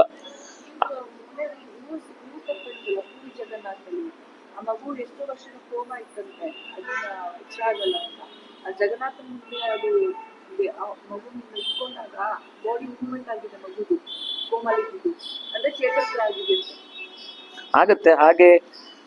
ಎಷ್ಟೋ ಕಡೆಗಳಲ್ಲಿ ದೇವರ ಒಂದು ಸನ್ನಿಧಾನಕ್ಕೆ ಬಂದಾಗ ಅದರ ಒಳಗಿನ ಅದೇ ರೆಡಿ ಆಗುತ್ತೆ ಅಷ್ಟೇ, ಮುಂದೆ ಕ್ಯೂರ್ ಆಗ್ಲಿಕ್ಕೆ ಬೇಕಾದ ಸಿದ್ಧತೆ ಆಗತ್ತೆ ಅಂತ ಅರ್ಥ. ಹಾಗಾದ್ರೆ ತಿಳಿಲಿಕ್ಕೆ ಸಾಧ್ಯ ಇಲ್ಲ ಅಂತ ಹೇಳಿದ್ರು. ಇಲ್ಲಿ ತನಕ ಯಾರ್ಯಾರ ಪ್ರಯತ್ನ ಏನೇನಾಗಿದೆ, ಯಾರನ್ನು ಯಾವ ಅಕ್ಷರವನ್ನ, ಅಕ್ಷರ ಅಂದ್ರೆ ವೇದಗಳಿಂದ ಅವನ ಗುಣಗಳೇನು ಅಂತ ತಿಳ್ಕೊಳ್ಳುವ ಪ್ರಯತ್ನ ಮಾಡಿದಾಗ, ಯದಕ್ಷರಂ ವೇದವಿದೋ ವದಂತಿ ವಿಶಂತಿ ಯದ್ಯತಯೋ ವೀತರಾಗಾಹ ಯದಿಚ್ಛಂತೋ ಬ್ರಹ್ಮಚರ್ಯಂ ಚರಂತಿ ತತ್ತೇ ಪದಂ ಸಂಗ್ರಹೇಣ ಪ್ರವಕ್ಷ್ಯೆ. ಯತಯಃ ವೀತರಾಗಾಹ, ಯತಯಃ ಇಂದ್ರಿಯಗಳ ಮೇಲಿನ ಆಸೆಯನ್ನ, ಇಂದ್ರಿಯಗಳಿಂದ ಬರುವ ಸುಖದ ಆಸೆಯನ್ನ ತೊರೆದಂತಹ ಮಂದಿ ಪ್ರಯತ್ನಶೀಲರಾಗಿ ಭಗವಂತನಲ್ಲಿಗೆನೆ ತಮ್ಮ ಮನಸ್ಸನ್ನ ಕೊಟ್ಟಿದ್ದಾರೆ ಯಾರೋ ಯಾರು ವೇದಗಳಿಂದ ನಿರಂತರವಾಗಿ ಭಗವಂತನನ್ನು ತಿಳ್ಕೊಳ್ಳಿಕ್ಕೆ ಹೊರಟಿದ್ದಾರೋ, ಯಾರನ್ನ ಇಚ್ಛಿಸಿಕೊಂಡು ಬ್ರಹ್ಮಚರ್ಯವನ್ನ ಪಾಲಿಸ್ತಾ ಇದ್ದಾರೋ ಅಂತ ಭಗವಂತನ ಪದ ಸ್ಥಾನವನ್ನ ನಾನು ನಿಂಗೆ ಸಂಗ್ರಹವಾಗಿ ಹೇಳ್ತೇನೆ. ಇದು ಡೈರೆಕ್ಟು ಕಠೋಪನಿಷತ್ತಿನಿಂದ ಎತ್ತಿ ತಂದ ಮಾತು. ಅಲ್ಲೇನಿದೆ ಅಂದ್ರೆ ತತ್ತೇ ಪದಂ ಸಂಗ್ರಹೇಣ ಬ್ರವೀಮಿ ಅಂತಿದೆ, ಇಲ್ಲಿ ತತ್ತೇ ಪದಂ ಸಂಗ್ರಹೇಣ ಪ್ರವಕ್ಷ್ಯೆ ಅಂತಿದೆ. ಬ್ರವೀಮ್ಯೋಮಿತ್ಯೇತತ್ ಅಂತ ಅಲ್ಲಿ ಮಂತ್ರ ಇರುವುದು, ಇಲ್ಲಿ ಅದನ್ನ ಪ್ರವಕ್ಷ್ಯೆ ಅನ್ನುವ ಶಬ್ದದಿಂದ ಹೇಳ್ತಾರೆ. ಹೇಗೆ? ಸರ್ವದ್ವಾರಾಣಿ ಸಂಯಮ್ಯ, ಎಲ್ಲ ಇಂದ್ರಿಯಗಳನ್ನ ಬಂಧಿಸಿ, ಮನಃ ಹೃದಯ ನಿರುದ್ಧಚ, ಮನಸ್ಸನ್ನು ಭಗವಂತ ಮೇಲೆ ಬಿಟ್ಟುಬಿಡುದು, ಅದು ನನಗೆ ನನ್ನದಲ್ಲ, ಅದು ನಿಂದೆ. ಮನೋ ಹೃದಯ ನಿರುದ್ಧಚ, ಹೃದಯ ಅಂದ್ರೆ ಭಗವತಿ ಅಂತ ಅರ್ಥ. ಹೃತ್ ಅನ್ನೋದು ದೇವರ ಹೆಸರು, ನಿರುದ್ಧಚ ಮೂರ್ಧ್ನಿ ಆದಾಯ, ನೆತ್ತಿಯ ಕಡೆಗೆ ಪ್ರಾಣವಾಯುವನ್ನು ತಂದು ನಿಲ್ಲಿಸಿ, ಯೋಗಧಾರಣ, ಅಲ್ಲೇ ಭಗವಂತನ ರೂಪವನ್ನ ನಿರಂತರವಾಗಿ ಧಾರಣ ಮಾಡಿ, ಓಂ ಅನ್ನುವ ನಾಮದಿಂದ ಭಗವಂತನ ಹೆಸರು ಅಂತ ಹೇಳಿ ಅದರ ಗುಣವನ್ನ ಅನುಸಂಧಾನ ಮಾಡುತ್ತಾ ನನ್ನನ್ನ ನಿರಂತರ ನೆನೆಯುತ್ತಾ ಯಾರು ದೇಹವನ್ನ ತ್ಯಾಗ ಮಾಡುತ್ತಾನೋ ಅವನು ಉತ್ತಮವಾದ ಗತಿಯನ್ನ ಹೊಂದುತ್ತಾನೆ. ಅನನ್ಯಚೇತಾಹ, ಬೇರೆಯವರಲ್ಲಿ ಮನಸ್ಸು ಅಂದ್ರೆ ಅದು ಪರತತ್ವ ಅನ್ನೋ ದೃಷ್ಟಿಯಿಂದ ಹೋಗ್ಬಾರ್ದು, ಬೇರೆಯವರಲ್ಲಿ ಎಲ್ಲೂ ಹೋಗ್ಬೋದು. ಅನನ್ಯಚೇತಾಹ ಅಂದ್ರೆ ಅನ್ಯಚೇತಸ್ಕನಾಗ್ಬಾರ್ದು, ಪ್ರಪಂಚದ ವಿಷಯದಲ್ಲಾಗ್ಬೋದು ಅಥವಾ ಉಳಿದ ದೇವತಾ ಶಕ್ತಿಗಳ ವಿಷಯದಲ್ಲಾಗ್ಬೋದು, ಹೋಗುದು ತಪ್ಪಲ್ಲ. ಆದ್ರೆ ಅಲ್ಲಿಯೂ ಅನನ್ಯನಾದ ಭಗವಂತನೇ ಇದ್ದಾನೆ ಅಂತ ಚಿಂತಿಸಿ ಯಾರು ಮಾಂ ಸ್ಮರತಿ ತಸ್ಯ ಅಹಂ ಸುಲಭ, ದೇವರನ್ನು ಪಡೆಯುವುದು ತುಂಬಾ ಸುಲಭ. ದೇವರ ಹೆಸರದು, ವಿಷ್ಣು ಸಹಸ್ರನಾಮದ ಸುಲಭ ಅಂತ ಹೆಸರು ಬರುತ್ತೆ ಅಲ್ಲೆಲ್ಲೋ. ಸುಲಭ ಸುವ್ರತ ಸಿದ್ಧ ಶತ್ರುಜಿತ್ ಶತ್ರುತಾಪನ, ದೇವರ ಹೆಸರು ಸುಲಭ. ಅದು ಇಲ್ಲಿ ಹೇಳಿದ್ದು ಕೃಷ್ಣ, ನನ್ನ ಹೆಸರು ಸುಲಭ ಅಂತ. ಸುಖೇನ ಲಭ್ಯತೆ, ಸುಖವಾಗಿ ಸಿಗ್ತಾನೆ. ಯಾವಾಗ ಸಿಗ್ತಾನೆ ಅಂದ್ರೆ ಎಲ್ಲದರಲ್ಲೂ ಅವನನ್ನು ಕಾಣುವ ಒಂದು ಹಂತಕ್ಕೆ ಮನಸ್ಸು ತಾಳ್ಬೇಕು, ಅಂದ್ರೆ ಆ ಹಂತವನ್ನ ಮುಟ್ಟಬೇಕು. ಮುಟ್ಟಿದ್ರೆ ತಸ್ಯ ಅಹಂ ಸುಲಭ ನಿತ್ಯಯುಕ್ತಸ್ಯ ಯೋಗಿನಃ, ಎಲ್ಲ ಕೆಲಸದಲ್ಲೂ ನನ್ನನ್ನು ನೆನೀತಾನೆ. ಯಾವ ಕೆಲಸವು ಕೆಟ್ಟದ್ದು ಒಳ್ಳೇದು ಅಂತಿಲ್ಲ ದೇವರನ್ನ ನೆನೆದು ಮಾಡಿದಾಗ. ಅಂದ್ರೆ ನಾನು ನಿನಗೆ ಹೇಳ್ತಾ ಇರೋದು ಯಾರೋ ಒಬ್ಬನ ತಲೆ ಹೊಡೆದು ದೇವರನ್ನ ನೆನಪಿಸ್ಕೊಳ್ತೇನೆ ಅಂತ ಹೇಳುವುದಲ್ಲ. ಆದ್ರೆ ಕ್ಷತ್ರಿಯನಾಗಿ ಅವನೀಗ ಈ ಬಾರ್ಡರ್ ಅಲ್ಲಿ ಯುದ್ಧ ಮಾಡ್ತಾನಲ್ಲ, ಅವ್ನು ನೆನ್ಸ್ಕೊಂಡ್ರೆ ಕರೆಕ್ಟ್. ಯಾಕಂದ್ರೆ ಅವನ ಶತ್ರುಗಳನ್ನ ಎದುರಿಸಿಯೇ ತನ್ನ ದೇಶವನ್ನು ಉಳಿಸ್ಬೇಕು ಅನ್ನೋದೇ ಅವನಿಗೆ ಕರ್ತವ್ಯ, ಅವನಿಗೆ ದೋಷ ಇಲ್ಲ. ಹೊಟ್ಟೆ ಕೊಯ್ದು ನಾನು ದೇವರನ್ನ ನೆನೆಸ್ತೇನೆ ಅಂತ ಹೇಳಿದ್ರೆ ಕಳ್ಳ ಅಂತ ತಪ್ಪಾಗುತ್ತೆ. ಆದ್ರೆ ಡಾಕ್ಟ್ರು ಹೊಟ್ಟೆ ಕೊಯ್ಯುವಾಗ ಒಬ್ಬ ಪೇಷಂಟ್ ಅನ್ನ ನಾನು ಉಳಿಸ್ತೇನೆ ಅಂತಾನೆ ಮಾಡುವ ಕರ್ತವ್ಯ, ಆದ್ರಿಂದಾಗಿ ಅವನು ಆ ತರ ನೆನೆದ್ರೆ ಅದು ದೇವರ ಪೂಜೆ ಆಗುತ್ತೆ. ಒಂದು ಧರ್ಮ ಅಧರ್ಮ ಅಂತ ಒಂದು ಕಣ್ಣಿಗೆ ಅದು ಸರಿ ತಪ್ಪು ಕಾಣಿಸ್ತಾ ಇದ್ರು, ಸಮಟೈಮ್ಸ್ ಅದು ನಮ್ಮ ಮೂರನೇ ವ್ಯಕ್ತಿಯಾಗಿ ನೋಡಿದಾಗ ಅದು ನಮ್ಗೆ ತಪ್ಪಾಗಿ ಕಾಣಿಸ್ತಿದ್ರು, ಅದು ಇಂಡೈರೆಕ್ಟ್ಲಿ ಏನೋ ಒಳ್ಳೇದೇ ಮಾಡಿರ್ಬೋದು. ಸೊ ಇಷ್ಟಲ್ಲಿ ಡಿಸಿಷನ್ ತಗೊಳಕ್ಕೆ ನಮ್ಗೆ ಆಗಲ್ಲ. ಎಲ್ಲ ನಿಮ್ ಪ್ರಶ್ನೆ ಸರಿ ತಪ್ಪುಗಳನ್ನ ನಾವು ಅದರ ಕೊನೆಯ ಫಲವನ್ನ ನೋಡಿ ತೀರ್ಮಾನ ಮಾಡಬೇಕು. ಅದರ ಫಲ ಗೊತ್ತಿರುವುದಿಲ್ಲ, ಮೊದಲೇ ಅದನ್ನ ಹೇಗೆ ನಾವು ಸರಿನೋ ತಪ್ಪು ಅಂತ ತೀರ್ಮಾನ ಮಾಡೋದು ಹೇಗೆ ಅಂತ. ಆದ್ರೆ ಒಂದು ಸಂಗತಿ ಏನಂದ್ರೆ, ನಮ್ಮ ಇಂಟೆನ್ಷನ್ ಅನ್ನೋದು ಒಳ್ಳೇದಿದ್ರೆ ಅಕಸ್ಮಾತ್ ಅದು ಕೆಟ್ಟದಾದ್ರೂ ಕೂಡ ನಮ್ಮ ಇಂಟೆನ್ಷನ್ ಸರಿ ಇತ್ತು, ಆದ್ರಿಂದಾಗಿ ಅದಕ್ಕೆ ಒಳ್ಳೆ ಫಲನೇ ಸಿಗುತ್ತೆ. ಕೆಲವೊಂದು ನಡೆದು ಬಿಡುತ್ತೆ, ಬಟ್ ನಾವು ನೋಡೋರಿಗೆ ಅದು ತಪ್ಪೋ ಸರಿಯೋ ಅನ್ಸಿರುತ್ತೆ. ಬಟ್ ಈಗ ಯಾವುದೇ ಒಂದು ಕೆಲಸ ತೀರ ಇಂಟೆನ್ಷನ್ ಇಲ್ಲದೆ, ಅಂದ್ರೆ ಈಗ ನಾನು ಹೇಳ್ತಾ ಸಣ್ಣ ಪುಟ್ಟ ಈಗ ಹೋಗುವಾಗ ಕಾಲ್ ತಾಕ್ತು ಅಂತದ್ದಾದ್ರೆ ಸರಿ. ಈಗ ಯಾವುದೋ ಒಂದು ಕಾರ್ಯ ನಾವು ಯಾವುದೋ ಒಂದು ಉದ್ದೇಶದಿಂದಲೇ ಮಾಡ್ತಾ ಇರ್ತೇವೆ, ಯಾರಿಗೊಬ್ರಿಗೆ ಟಿಕೆಟ್ ತಂದು ಕೊಡ್ಬೇಕು ಅಂತ ಹೋಗ್ತೇವೆ ನಾವು, ಅಥವಾ ಅವನಿಗೆ ಯಾರಿಗೊಬ್ಬನಿಗೆ ನಾವು ಭಿಕ್ಷೆ ಕೊಡ್ತೇವೆ. ಅವ್ನು ಭಿಕ್ಷೆ ಕೊಟ್ರೆ ನಮ್ಮ ಎದುರುಗಡೆನೆ ಸೀದಾ ಹೋಗಿ ಬಾರಿಗೆ ಹೋಗಿ ಕೂತ್ಕೊಂಡು ಕುಡಿದು ಬಿಡ್ತಾನೆ. ನಾವು ಕೊಟ್ಟದ ಇಂಟೆನ್ಷನ್ ಇಲ್ಲಿನೇ. ನಾವು ಅವನಿಗೆ ಒಂದು ದಿವಸ ಯಾವತ್ತೋ ಒಂದ್ ದಿವಸ ಕೊಟ್ವಿ ಸರಿ, 10 ದಿವಸನೂ ಸಿಗ್ತಾ ಇದ್ದಾನೆ, 15ನೇ ದಿವಸನೂ ಸಿಗ್ತಾ ಇದ್ದಾನೆ, ಆವಾಗ ನಮ್ಗೆ ಗೊತ್ತಾಯ್ತು ಅವನು ಕೊಡಬಾರ್ದು ಅಂತ. ಯಾಕಂದ್ರೆ ಅವನು ದಂಧೆ ಮಾಡ್ಕೊಂಡಿದ್ದೀನಿ. ಆಗೋ ಕಷ್ಟದಲ್ಲಿ ಕೆಲವ್ರು ಹೇಳ್ತಿರ್ತಾರೆ ನಂಗೆ ಊರಿಗೆ ಹೋಗ್ಲಿಕ್ಕೆ ಬೇಕು ದುಡ್ಡು ಕೊಡಿ ಅಂತ.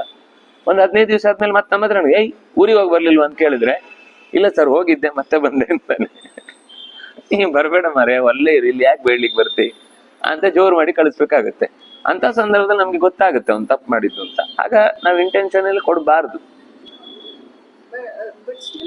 ಐ ಫೀಲ್ ಲೈಕ್ ಈ ಲೋಕ ವಿಷಯ ಬಿಡಿ, ಕೆಲವೊಂದು ವಿಷಯ ನಂಗೆ ಹೆಂಗ್ ಎಕ್ಸ್ಪ್ಲೇನ್ ಮಾಡ್ಬೇಕಂತ ಗೊತ್ತಾಗ್ತಿಲ್ಲ. ಅದು ಪೂರ್ತಿ ಸರಿ ಓದ್ಕೊಂಡು ಬಿಡೋ ಜ್ಞಾನ ನಮಗಿರೋದಿಲ್ಲ.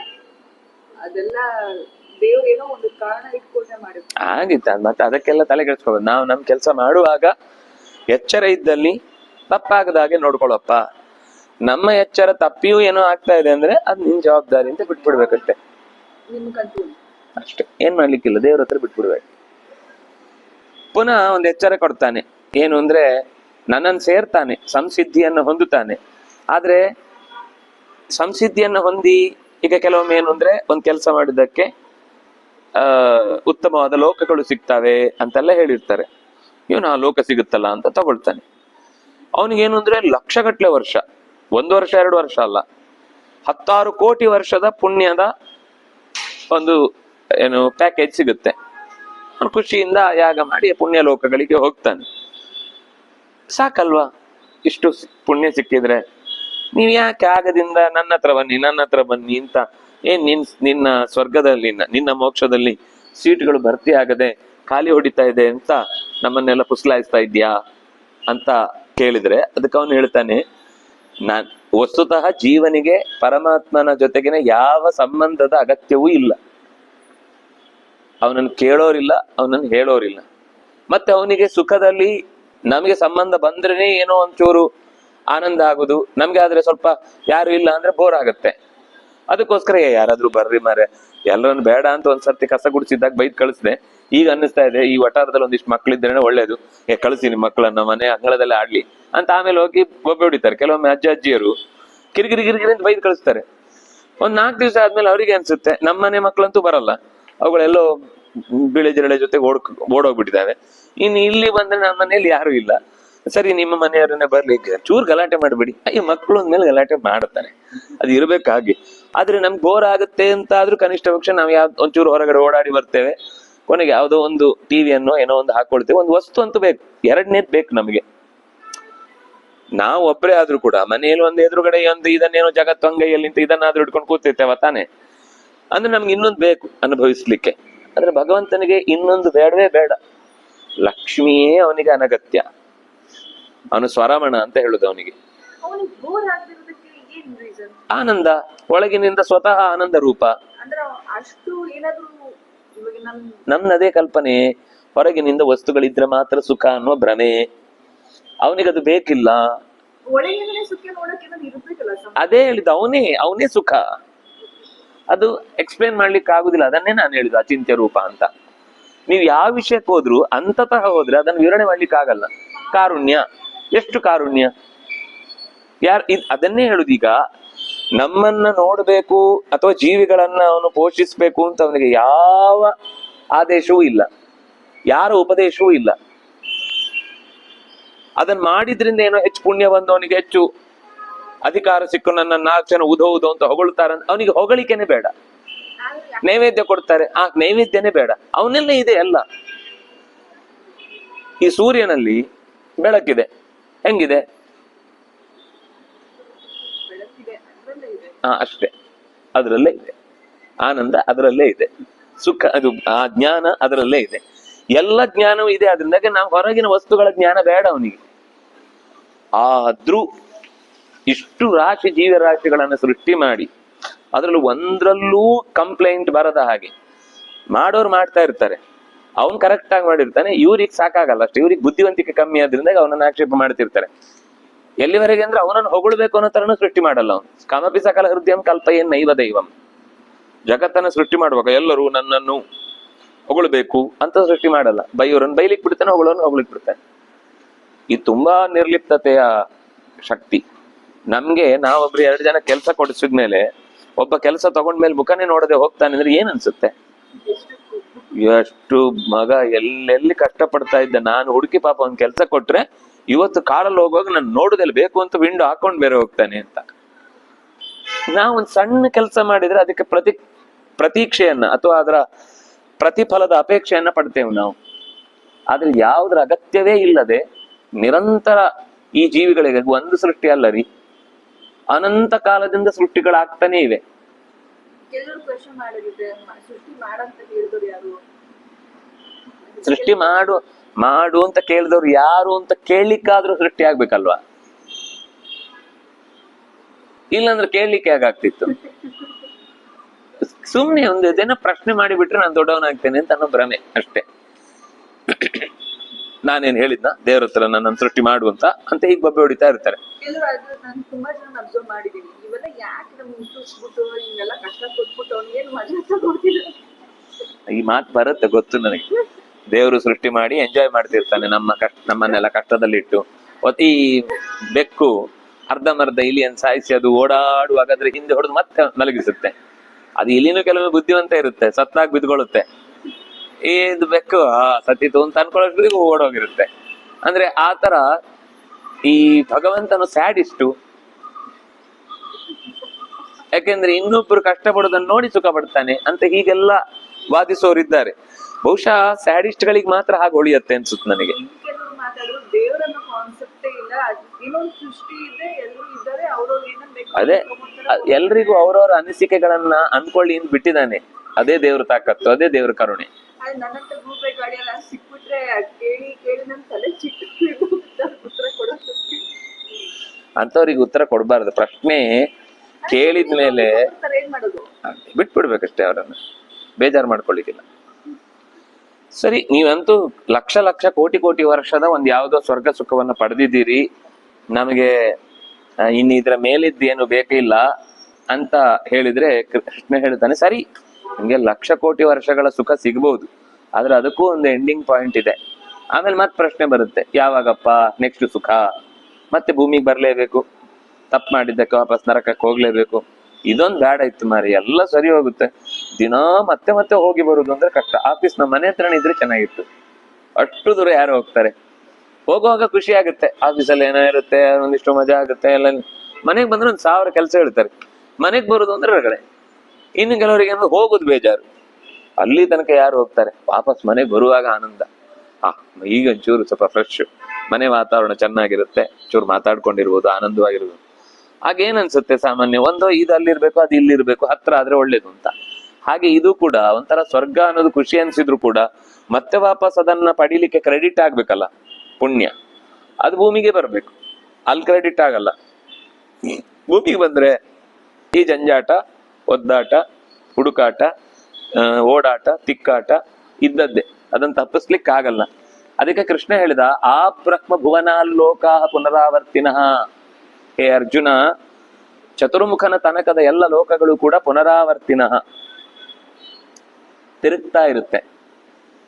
ಅಂದ್ರೆ ಈ ಚಕ್ರದಿಂದ ಹೊರಗೆ ಬರುವುದಿಲ್ಲ, ಚಕ್ರದಲ್ಲೇ ತಿರುಗ್ತಾ ಇರುತ್ತೆ. ಬ್ರಹ್ಮನ ತನಕ, ಬ್ರಹ್ಮನ ಮನೆ ಅದು ರಿಸರ್ವ್ಡ್, ಮೋಕ್ಷಕ್ಕೆ ಫಿಕ್ಸ್ ಅದು. ಅದರ ಕೆಳಗಿನ ಲೋಕದಲ್ಲಿ ಎಲ್ಲ ಕಡೆಯಲ್ಲೂ ಕೂಡ ಮತ್ತೆ ವಾಪಸ್ ಭೂಮಿಗೆ ಬರಬೇಕು. ಶಿವಲೋಕಮವಾಪ್ನೋತಿ, ಏನು ಗಣಪತಿ ಲೋಕಮವಾಪ್ನೋತಿ ಅಂತ ಯಾವ್ದಾವ್ದು ಹಾಡುಗಳೆಲ್ಲ ಇದೆ, ಪದ್ಯಗಳೆಲ್ಲ ಇದೆ.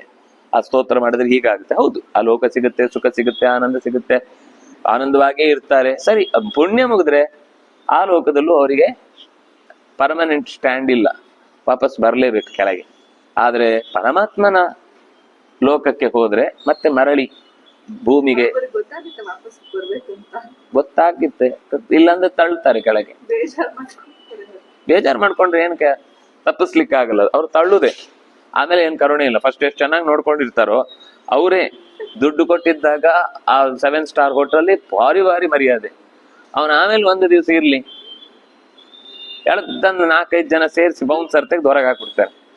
ನಿನ್ನೆ ಬಿಲ್ ಪಾಸ್ ಆದ್ಮೇಲೆ ಮತ್ತೇನ್ ಇದೇ ರೂಮಲ್ಲಿ ಇದೆ ಅಂತ, ಅಥವಾ 2ನೇದ್ ಕಟ್ಟು ಅಂತ. ಮೊದಲನೇ ದಿವಸ ಇವನಿಗೆ ಏನ್ ಮರ್ಯಾದೆ ಇತ್ತೋ ಅದ್ರ ಉಲ್ಟಾ ಮರ್ಯಾದೆ ಸಿಗುತ್ತೆ. ಆಮೇಲೆ ಪುಣ್ಯ ಇಲ್ಲ ಅಂದ್ರೆ ದೇವಲೋಕದಲ್ಲೂ ಒಂದೊಂದು ತಳ್ಳುವುದೇ, ಏನು ಅಲ್ಲಿ ಮುಲಾಜಿಲ್ಲ. ಅದರಿಂದಾಗಿ ನಮಗೆ ಆ ಲೋಕಗಳ ಬಗ್ಗೆ ತುಂಬಾ ಅಭಿಮಾನ ಬೇಡ. ಅದು ಬಿಟ್ಟೇ ಒಂದ್ ದಿವಸ ಮತ್ತೆ ನಮ್ಮನ್ನು ಹೊರಗೆ ಕಳಿಸುತ್ತೆ. ಆದ್ರಿಂದಾಗಿ ಮಾಮುಪೇತ್ಯ ಪುನರ್ಜನ್ಮ ನ ವಿದ್ಯತೆ, ಮಾಮುಪೇತ್ಯತು ಕೌಂತೆಯ ಪುನರ್ಜನ್ಮನ ವಿದ್ಯತೆ. ಅಂದ್ರೆ ಪುನರ್ಜನ್ಮದ ಕಲ್ಪನೆಯನ್ನು ಕೃಷ್ಣ ಮತ್ತೆ ಒತ್ತಿ ಒತ್ತಿ ಹೇಳ್ತಿದ್ದಾನೆ. ತುಂಬಾ ಕಡೆ ಬಂತು, ಹಿಂದೆಯೂ ಬಂದಿದೆ. ಇದನ್ನ ಬಹಳ ಮತಗಳಲ್ಲಿ ಒಪ್ಪಲ್ಲ ಪುನರ್ಜನ್ಮವನ್ನ. ವಸ್ತುತಃ ಮೂಲ ಗ್ರಂಥಗಳಲ್ಲಿ ಇದೆ, ಆದ್ರೆ ಅವರ ಚರ್ಚ್ಗಳಿಗೆ ಅಥವಾ ಇದಕ್ಕೆ ಮಸೀದಿಗಳಿಗೆ ಡೊನೇಷನ್ ಬೀಳಲ್ಲ ಅಂತ ಅವರು ಪುನರ್ಜನ್ಮ ಇಲ್ಲ, ಈ ಜನ್ಮದಲ್ಲಿ ಏನ್ ಮಾಡಿದ್ವಿ ಅಷ್ಟೇ ಅಂತ ಹೇಳಿ ಮುಗಿಸ್ಬಿಡ್ತಾರೆ. ಅದಕ್ಕೆ ಅವ್ರ ಕೊನೆಗೆ ಇಲ್ಲಿ ಜನ್ಮ ಇಲ್ಲ ಆದ್ರಿಂದ ನಂಗೆ ಇದು ಬೇಡ ಅಂತ ಹೇಳಿ ಮತ್ತೆ ಎಲ್ಲಿ ಜನ್ಮ ಇದೆಯೋ ಧರ್ಮಕ್ಕೆ ಹೋಗೋಣ ಅಂತ ಅಲ್ಲಿ ತಿರುಗ್ತಾರೆ ಅವರು. ಈ ಜನ್ಮದಲ್ಲಿ ಇದಿಲ್ಲ ಆದ್ರಿಂದಾಗಿ, ಈ ಧರ್ಮದಲ್ಲಿ ನಮ್ಗೆ ಜನ್ಮ ಇಲ್ಲ ಆದ್ರಿಂದಾಗಿ ನಾನು ಬದಲಾವಣೆ ಮಾಡ್ಕೊಳ್ತೇನೆ ಅಂತ ಹೊರಗೆ ಬರ್ತಾರೆ. ವಸ್ತುತಃ ಒಂದೊಂದು ಜನ್ಮಕ್ಕೆ ಒಂದೊಂದು ಧರ್ಮಕ್ಕೆ ಒಂದೊಂದು ನಿಯಮ ಇಲ್ಲ. ಅವನು ತಿಳ್ಕೊಂಡಿರ್ತಾನಷ್ಟೇ ಪುನರ್ಜನ್ಮ ಇಲ್ಲ ಅಂತ, ಅವನಿಗೂ ಪುನರ್ಜನ್ಮ ಇದೆ. ಆದ್ರೆ ಅವನು ಇನ್ನೊಮ್ಮೆ ಹುಟ್ಟಬಾರ್ದು ಅಂತ ಅಷ್ಟೆಲ್ಲ ಬೇಡಿಕೊಂಡಿರ್ತಾನೆ. ಅದರಿಂದಾಗಿ ನೆಕ್ಸ್ಟ್ ಅವನು ಅಲ್ಲಿ ಹುಟ್ಟಲ್ಲ, ಇನ್ನೆಲ್ಲೋ ಬೇರೆ ಕಡೆ ಹುಟ್ಟಿ ಬರ್ತಾನೆ. ಇನ್ ಕೆಲವರು ಇರ್ತಾರೆ ಇಲ್ಲಿ ಹುಟ್ಟಿ ನಾನು ಮುಂದಿನ ಜನ್ಮದಲ್ಲಿ ಅಲ್ಲೇ ಹುಟ್ಟಬೇಕು ಅಂತೆಲ್ಲ ಬಡ್ಕೊಂಡವ್ರು ಇರ್ತಾರೆ. ಮಾಡಿದ್ದಾರೆ ನಿಂಗೆ ಅಷ್ಟೊಂದಿತ್ತು ಮತಾಂತರ ಆಗು ಇನ್ನೊಂದು ಜನ್ಮ ಆಗೋದು ಯಾಕೆ ಮಾಡ್ತೀಯಾ ಅಂತ. ಅದೇ ಅವಕ್ಕೆ ಹೋಗಲ್ಲ ಭಯ. ಬರ್ಬೇಕು ಈ ಕಡೆಗೂ ಬರ್ಬೇಕು. ಅದೇ ಸಹಸ್ರ ಯುಗ ಪರ್ಯಂತಂ ಅಹರ್ಯದ್ ಬ್ರಹ್ಮಣೋ ವಿದು ರಾತ್ರಿಂ ಯುಗ ಸಹಸ್ರಾಂತಾಂ ತೇಹೋ ರಾತ್ರ ವಿದೋ ಜನ. ಪರಮಾತ್ಮನ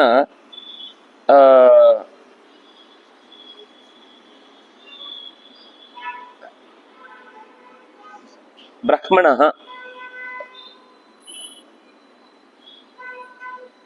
ಪರಮಾತ್ಮನ ಕಾಲವನ್ನ ಇಲ್ಲಿ ಪರಿಚಯ ಮಾಡ್ಲಿಕ್ಕೆ ಹೋಗ್ತಾ ಇದ್ದಾರೆ. ಚತುರ್ಯುಗಗಳು ಅಂತ ನಾವು ಕೇಳಿದ್ದೇವೆ. ಅಂಥದ್ದು 1000 ಚತುರ್ಯುಗಗಳು ಕಳೆದ್ರೆ ಅದು ಪರಮಾತ್ಮನಿಗೆ ಒಂದು ಹಗಲು ಅಷ್ಟೇ. ಹೊಸದ ಅದು ಹಗಲು ಒಂದು ನಮ್ಗೆ ಅರ್ಥ ಆಗ್ಲಿಕ್ಕೆ ಹೇಳಿದ್ದು, ಅದು ಸಾವಿರಾರು ಆಗತ್ತೆ. ಸಹಸ್ರ ಅಂದ್ರೆ 999 + 1 ಅಂತ ಏನಲ್ಲ, ಅದು ಒಂದು ಅರ್ಥ ಇದೆ. ಆಗ ಚತುರ್ಮುಖನಿಗಾಗುತ್ತೆ. ಆದ್ರೆ ಪರಮಾತ್ಮನಿಗಾಗುವಾಗ ಇನ್ನೂ ಲಕ್ಷಾಂತರ ಕೋಟ್ಯಂತರ ಚತುರ್ಯುಗಗಳ ಹಗಲಾದ್ಮೇಲೆ ಅಷ್ಟೇ ರಾತ್ರಿ ಇರುತ್ತೆ. ಹಗಲು ರಾತ್ರಿ ಎರಡೂ ಕಡೆ ತಿರುಗ್ತಾ ಇರುವಂಥದ್ದು. ಪರಮಾತ್ಮನ ದೃಷ್ಟಿಯಿಂದ ಯಾವಾಗ ಹಗಲು ಅಂತ ಹೇಳ್ತೇವೋ ಅದೇ ಸೃಷ್ಟಿ, ಅವನ ದೃಷ್ಟಿಯಿಂದ ಯಾವಾಗ ಕತ್ಲೆ ಆಗುತ್ತೋ ಅದೇ ಪ್ರಳಯ. ಅಲ್ಲಿ ಹೇಳಿದ್ದು ಅವ್ಯಕ್ತಾದ್ ವ್ಯಕ್ತಯ ಸರ್ವಾಹ ಪ್ರಭವಂತಿ ಅಹರಾಗಮೆ ರಾತ್ರಿ ಆಗಮೆ ಪ್ರಲೀಯಂತೆ ತತ್ರೈವ ಅವ್ಯಕ್ತ ಸಂಜ್ಞಕೆ. ಅವ್ಯಕ್ತ ಸಂಜ್ಞಕೆ ಪರಮಾತ್ಮನಿ ತತ್ರೈವ ಲೀಯತೆ. ಇಡೀ ಜಗತ್ತು ಅವನಲ್ಲೇ ಕೊನೆಯಾಗತ್ತೆ, ಇಡೀ ಜಗತ್ತು ಅವನಲ್ಲೇ ಮತ್ತೆ ಹುಟ್ಟುತ್ತೆ. ಹೇಗೆ ಸ ಏವ ಭೂತಗ್ರಾಮ, ಇದು ದ್ರವ್ಯ ನಿತ್ಯ ಅನ್ನೋದಕ್ಕೆ ಇರುವ ಒಂದು ಲಾಜಿಕ್. ಭೂತಗ್ರಾಮ ಸ ಏವ ಅಯಂ ಭೂತ್ವಾ ಭೂತ್ವಾ ಪ್ರಲೀಯತೆ. ಒಂದು ಮಹಾ ಸೃಷ್ಟಿಯಲ್ಲಿ ಎಲ್ಲ ಭೂತಗಳು ಪ್ರಪಂಚದಲ್ಲಿ ಪ್ರಕಟಗೊಂಡು ಪ್ರಳಯ ಕಾಲದಲ್ಲಿ ಎಲ್ಲವೂ ಲಯಗೊಂಡು ಅದೇ ಭೂತಗ್ರಾಮ ಮಣ್ಣು ನೀರು ಗಾಳಿ ಬೆಂಕಿ ಆಕಾಶ ಮತ್ತೊಮ್ಮೆ ಸೃಷ್ಟಿಗೆ ಬರುತ್ತೆ. ಅಂದ್ರೆ ಅದು ನಾಶ ಆಗುದಿಲ್ಲ, ಅಂದ್ರೆ ಇಲ್ಲ ಆಗುದಿಲ್ಲ. ನಾಶ ಅನ್ನೋ ಶಬ್ದ ಮತ್ತೆ ಅದರ್ಶನ ಅಂತ ಅರ್ಥ ಅಷ್ಟೇ. ನಶ ಅದರ್ಶನೆ ಅಂತ ಧಾತು, ನಶ್ಯತಿ ಕಾಣುವುದಿಲ್ಲ. ಅವರು ಇರುವುದಿಲ್ಲ ಅಂತ ಹೇಳ್ತಾರೆ. ಇರುವುದಿಲ್ಲ ಅನ್ನೋ ಒಂದು ಕಾನ್ಸೆಪ್ಟೇ ಇಲ್ಲ ಶಾಸ್ತ್ರದಲ್ಲಿ. ಯಾವುದಿದೆಯೋ ಅದು ಇಲ್ಲವಾಗುವುದಿಲ್ಲ, ಯಾವುದಿಲ್ಲವೋ ಅದು ಯಾವತ್ತೂ ಇರುವುದಾಗುವುದಿಲ್ಲ. ಈಗ ಯಾವುದನ್ನು ಹೇಳುದು ಇಲ್ಲ ಅಂತ? ಯಾವುದೋ ಒಂದು ವಸ್ತು ಇದ್ದೇ ಇರುತ್ತೆ ಹೇಗೋ ಒಂದು ರೀತಿ. ಇಲ್ಲ ಅಂತ ಹೇಳುದೇ ಕಷ್ಟ. ಇಲ್ಲ ಅಂತ ಹೇಳ್ಬೇಕಾದ್ರೂ ಒಂದೊಂದು ಸರ್ತಿ ಇದ್ದದ್ದಾಗ್ಬೇಕಲ್ಲ ಅದು. ಇಲ್ಲ ಅಂದ್ರೆ ಇಲ್ಲ ಅಂತ ಹೇಳುದು ಹೇಗೆ? ಎಲ್ಲವೂ ಇದೆ. ಒಟ್ಟು ಸಾಮಾನ್ಯ ಪ್ರಜ್ಞೆ ಏನಿರ್ಬೇಕು ಅಂದ್ರೆ ಒಂದು ವಸ್ತು ಇದೆ ಅಂದ್ಮೇಲೆ ಅದು ರೂಪಾಂತರಗೊಳ್ಬಹುದು ಹೊರತು, ಸ್ಥಿತ್ಯಂತರಗೊಳ್ಬಹುದು ಹೊರತು, ಮರೆಯಾಗಬಹುದು ಹೊರತು ನಾಶವಾಗುವುದಿಲ್ಲ. ಅಂದ್ರೆ ಪೂರ್ತಿ ನಷ್ಟವಾಗುವುದಿಲ್ಲ. ಇಲ್ವೇ ಇಲ್ಲ ಅಂತ ಆಗುದಿಲ್ಲ. ಎಲ್ಲೋ ಒಂದ್ ಕಡೆ ಬೇರೆ ರೂಪದಿಂದ ಇರುತ್ತೆ. ಮಡಿಕೆಯನ್ನ ಪುಡಿ ಮಾಡಿ ಹಾಕಿದ್ರು ಧೂಳಿನ ರೂಪದಲ್ಲಾದ್ರೂ ಇರುತ್ತೆ. ಅದು ನಷ್ಟ ಆಗುದು, ಮಡಿಕೆ ಅನ್ನೋ ಪದಾರ್ಥವೇ 100ಕ್ಕೆ 100 ಮರೆಯಾಗಿ ಹೋಗುದು ಅಂತಿಲ್ಲ. ಅದು ಇನ್ನೊಂದು ರೂಪದಿಂದ ಇರುತ್ತಷ್ಟೆ. ಹೀಗೆ ಭೂತಗ್ರಾಮ ಸ ಏವಾಯಂ ಭೂತ್ವಾ ಭೂತ್ವಾ ಪ್ರಲೀಯತೆ ರಾತ್ರಿ ಆಗಮೇ ವಶಃ ಪಾರ್ಥ ತತ್ರೈವ ಅವ್ಯಕ್ತ ಸಂಜ್ಞಕೆ. ಅವ್ಯಕ್ತ ತತ್ವವೆನಿಸಿದಂತಹ ಭಗವಂತನಲ್ಲಿ ಇಡೀ ದ್ರವ್ಯ ಪ್ರಪಂಚ ಮೊದಲು ಕಾಣಿಸಿಕೊಳ್ಳುತ್ತೆ, ಕೊನೆಗೆ ಪ್ರಳಯದಲ್ಲಿ ನಾಶವಾಗುತ್ತೆ, ಅಂದ್ರೆ ಮರೆಯಾಗುತ್ತೆ. ಮತ್ತೆ ಅದೇ ಭೂತಗ್ರಾಮ, ಅದೇ ಪಂಚಭೂತಗಳು ಮತ್ತೊಮ್ಮೆ ಕಾಣಿಸಿಕೊಳ್ಳುತ್ತೆ. ಹಾಗಾದ್ರೆ ಸೃಷ್ಟಿ ಮತ್ತು ಲಯ ಅನ್ನೋದು ಎರಡೇ. ಒಂದು ಕಾಣಿಸಿಕೊಳ್ಳುತ್ತೆ, ಕಾಣದಾಗುತ್ತೆ, ಹೊರತು ಇಲ್ಲವಾಗುತ್ತೆ, ಹೊಸದಾಗಿ ಹುಟ್ಟತ್ತೆ. ಇದು ಇಲ್ಲ. ಈ ಕಾನ್ಸೆಪ್ಟೇ ಶಾಸ್ತ್ರದಲ್ಲಿ ಇಲ್ಲ. ಎಲ್ಲವೂ ಇದೆ, ಇದ್ದದ್ದು ಯಾವುದು ನಷ್ಟವಾಗುವುದಿಲ್ಲ. ಯಾವುದಿಲ್ವೋ ಅದೆಂದೂ ಕೂಡ ಇದೆ ಅಂತ ಅನ್ನೋ ಕಾನ್ಸೆಪ್ಟಿಗೆ ಬರಲ್ಲ. ನಮಗೇನು ಅಂದ್ರೆ ಈಗ ಕಾಣುವುದಿಲ್ಲ ಅನ್ನೋದನ್ನೇ ನಾವೀಗ ಇಲ್ಲವಾಗುತ್ತೆ ಅಂತ ನಾವು ಹೇಳ್ತಿರ್ತ. ಇಲ್ಲವಾಗುವುದು ಅಂತ ಕಾನ್ಸೆಪ್ಟೇ ಇಲ್ಲ ಶಾಸ್ತ್ರದಲ್ಲಿ. ಪರಸ್ತಸ್ಮಾತ್ ಭಾವೋನ್ಯೋ ವ್ಯಕ್ತೋ ವ್ಯಕ್ತಾತ್ ಸನಾತನಃ. ಈ ಕಾಣುವ ಏನು ಪ್ರಪಂಚ ಇದೆ ಅದಕ್ಕಿಂತ ಬೇರೆ ಅಥವಾ ಅದಕ್ಕಿಂತ ಮಿಗಿಲಾಗಿರುವಂತದ್ದು ಯಾವುದು ಅಂದ್ರೆ ಅವ್ಯಕ್ತ ತತ್ವ. ಅದಾಗ ಹೇಳಿದ್ದು ಅವ್ಯಕ್ತ ಅಂದ್ರೆ ಎರಡು ಅರ್ಥದಲ್ಲಿ. ಮುಂದೆ 12ನೇ ಅಧ್ಯಾಯದಲ್ಲಿ ಅವ್ಯಕ್ತ ಅಂದಾಗ ಅದನ್ನ ಅಕ್ಷರ ಬ್ರಹ್ಮ ಎನಿಸಿದಂತಹ ಲಕ್ಷ್ಮಿಯನ್ನು ಹೇಳುತ್ತೆ ಅವ್ಯಕ್ತ ಅನ್ನೋದು. ಈಗ ಇಲ್ಲಿ ಅವ್ಯಕ್ತಾತ್ ಏನು ಹಿಂದೆ ಹೇಳಿದ್ರಲ್ಲ, ರಾತ್ರಿಯಾಗಮೇ ಪ್ರಳೀಯಂತೆ ತತ್ರೈವ ಅವ್ಯಕ್ತ ಸಂಜ್ಞಕೆ ಅಂತ ಹೇಳಿದ್ರಲ್ಲ, ಅದು ಅವ್ಯಕ್ತ ಅಂದ್ರೆ ಪರಮಾತ್ಮನೇ, ಪರಮಾತ್ಮನಲ್ಲೇ ಕೊನೆಯಾಗುತ್ತೆ. ಅಂತಹ ಪರಮಾತ್ಮನ ಕುರಿತಾದ ಮಾತನ್ನೇ ಮತ್ತೆ ಹೇಳ್ತಾನೆ, ಅವ್ಯಕ್ತ ವ್ಯಕ್ತಾತ್ ಸನಾತನ. ಪಂಚಭೂತಗಳೆಲ್ಲವೂ ಕೂಡ ಈ ಅವ್ಯಕ್ತ ತತ್ವದಿಂದಲೇ ಹೊರಗೆ ಬರುತ್ತೆ. ಮುಗಿದ ಮೇಲೆ ವಾಪಸ್ ಅವ್ಯಕ್ತ ತತ್ವಕ್ಕೆ ಹೋಗಿ ಸೇರ್ಕೊಳ್ಳುತ್ತೆ. ಈ ಅವ್ಯಕ್ತ ಅನ್ನೋದನ್ನ ನಾವು ಸೃಷ್ಟಿಯಲ್ಲಿ ಇಟ್ಕೊಂಡ್ರೆ ಬಂದ ಮೇಲೆ ಆಗ ಲಕ್ಷ್ಮಿ ತತ್ವವೇ. ಪರಮಾತ್ಮನಿಂದ ಅವ್ಯಕ್ತ ತತ್ವ, ಅವ್ಯಕ್ತ ತತ್ವದಿಂದ ಮಹತ್ತತ್ವ, ಮಹತ್ತತ್ವದಿಂದ ಅಹಂಕಾರ ತತ್ವ, ಅಲ್ಲಿಂದ ಮುಂದೆ ಪಂಚಭೂತಗಳು, ಪಂಚ ತನ್ಮಾತ್ರೆಗಳು, ಪಂಚ ಇಂದ್ರಿಯಗಳು, ಪಂಚ ಇಂದ್ರಿಯಾಭಿಮಾನಿ ದೇವತೆಗಳು ಇತ್ಯಾದಿಗಳೆಲ್ಲ ಪಂಚ ಪಂಚ ಎಲ್ಲ ಸೃಷ್ಟಿಯಾಗ್ತಾ ಹೋಗುತ್ತೆ. ಈ ಅವ್ಯಕ್ತಕ್ಕೆನೆ ಇನ್ನೊಂದು ಹೆಸರು ಅಕ್ಷರ ಅಂತ. ಅವ್ಯಕ್ತ ಅಕ್ಷರ ಇತ್ಯುಕ್ತ. ಪರಮಾತ್ಮನ ಅವ್ಯಕ್ತಕ್ಕೆ ಇನ್ನೊಂದು ಹೆಸರು ಅಕ್ಷರ ಅಂತ. ತಮ್ ಆಹುಂ ಪರಮಾಂ ಗತಿಂ, ಅದು ಪರಮಗತಿ, ಕೊನೆಯ ಗತಿ. ಆದ್ರಿಂದ ಏನಾಯ್ತು ಅಂದ್ರೆ ಹಿಂದೆ ಅಕ್ಷರಂ ಬ್ರಹ್ಮ ಪರಮಂ ಅನ್ನೋದಕ್ಕೆ ಏನರ್ಥ ಅಂತ ಗೊತ್ತಾಯ್ತು. ಇದೇ ಪರಮಾತ್ಮನನ್ನು ಇದೇ ಅವ್ಯಕ್ತ ಶಬ್ದದಿಂದ ಹೇಳಿ ಅಕ್ಷರ ಅನ್ನೋ ಶಬ್ದದಿಂದಲೂ ಅವನನ್ನೇ ಹೇಳ್ತಾರೆ. ಹಾಗಾಗಿ ಪರಮಂ ಅಕ್ಷರಂ ಬ್ರಹ್ಮ, ಮಿಗಿಲಾದ ಅರಿವಿನಿಂದ ಕೂಡಿದ ಅಕ್ಷರವೇ ಬ್ರಹ್ಮ. ಯಾಕಂದ್ರೆ ಎಲ್ಲ ಶಬ್ದಗಳಿಂದ ಒಮ್ಮೆ ಅವನು ವಾಚ್ಯ ಆದ್ಮೇಲೆ ತಾನೆ ಉಳಿದವರಿಗೆ ಆ ಹೆಸರು ಬರ್ಬೇಕು. ಅವ್ಯಕ್ತ ಅನ್ನೋ ಹೆಸರು ಮೊದಲು ಪರಮಾತ್ಮನಿಗಿದ್ರೆ ಅದು ಆಮೇಲೆ ಲಕ್ಷ್ಮಿಗೆ ಬರುತ್ತೆ. ಅಕ್ಷರ ಅನ್ನೋ ಹೆಸರು ಮೊದಲು ಪರಮಾತ್ಮನಿಗಿದ್ರೆ ಆಮೇಲೆ ಕೂಟಸ್ಥೋ ಅಕ್ಷರ ಉಚ್ಯತೆ ಅಂತ ಅವಳಿಗೆ ಹೆಸರು ಬರುತ್ತೆ. ಹಾಗಾಗಿ ಮೊದಲೊಮ್ಮೆ ಅದು ಭಗವಂತನಿಗಿರುವ ಹೆಸರು ಅನ್ನೋದನ್ನ ಹೇಳಲಿಕ್ಕೆ ಕೃಷ್ಣ ಇಲ್ಲಿ ಈ ಮಾತನ್ನು ಎಂಪ್ರಾಪ್ಯ ನಿವರ್ತಂತೆ ತದ್ಧಾಮ ಪರಮಮ್ಮ.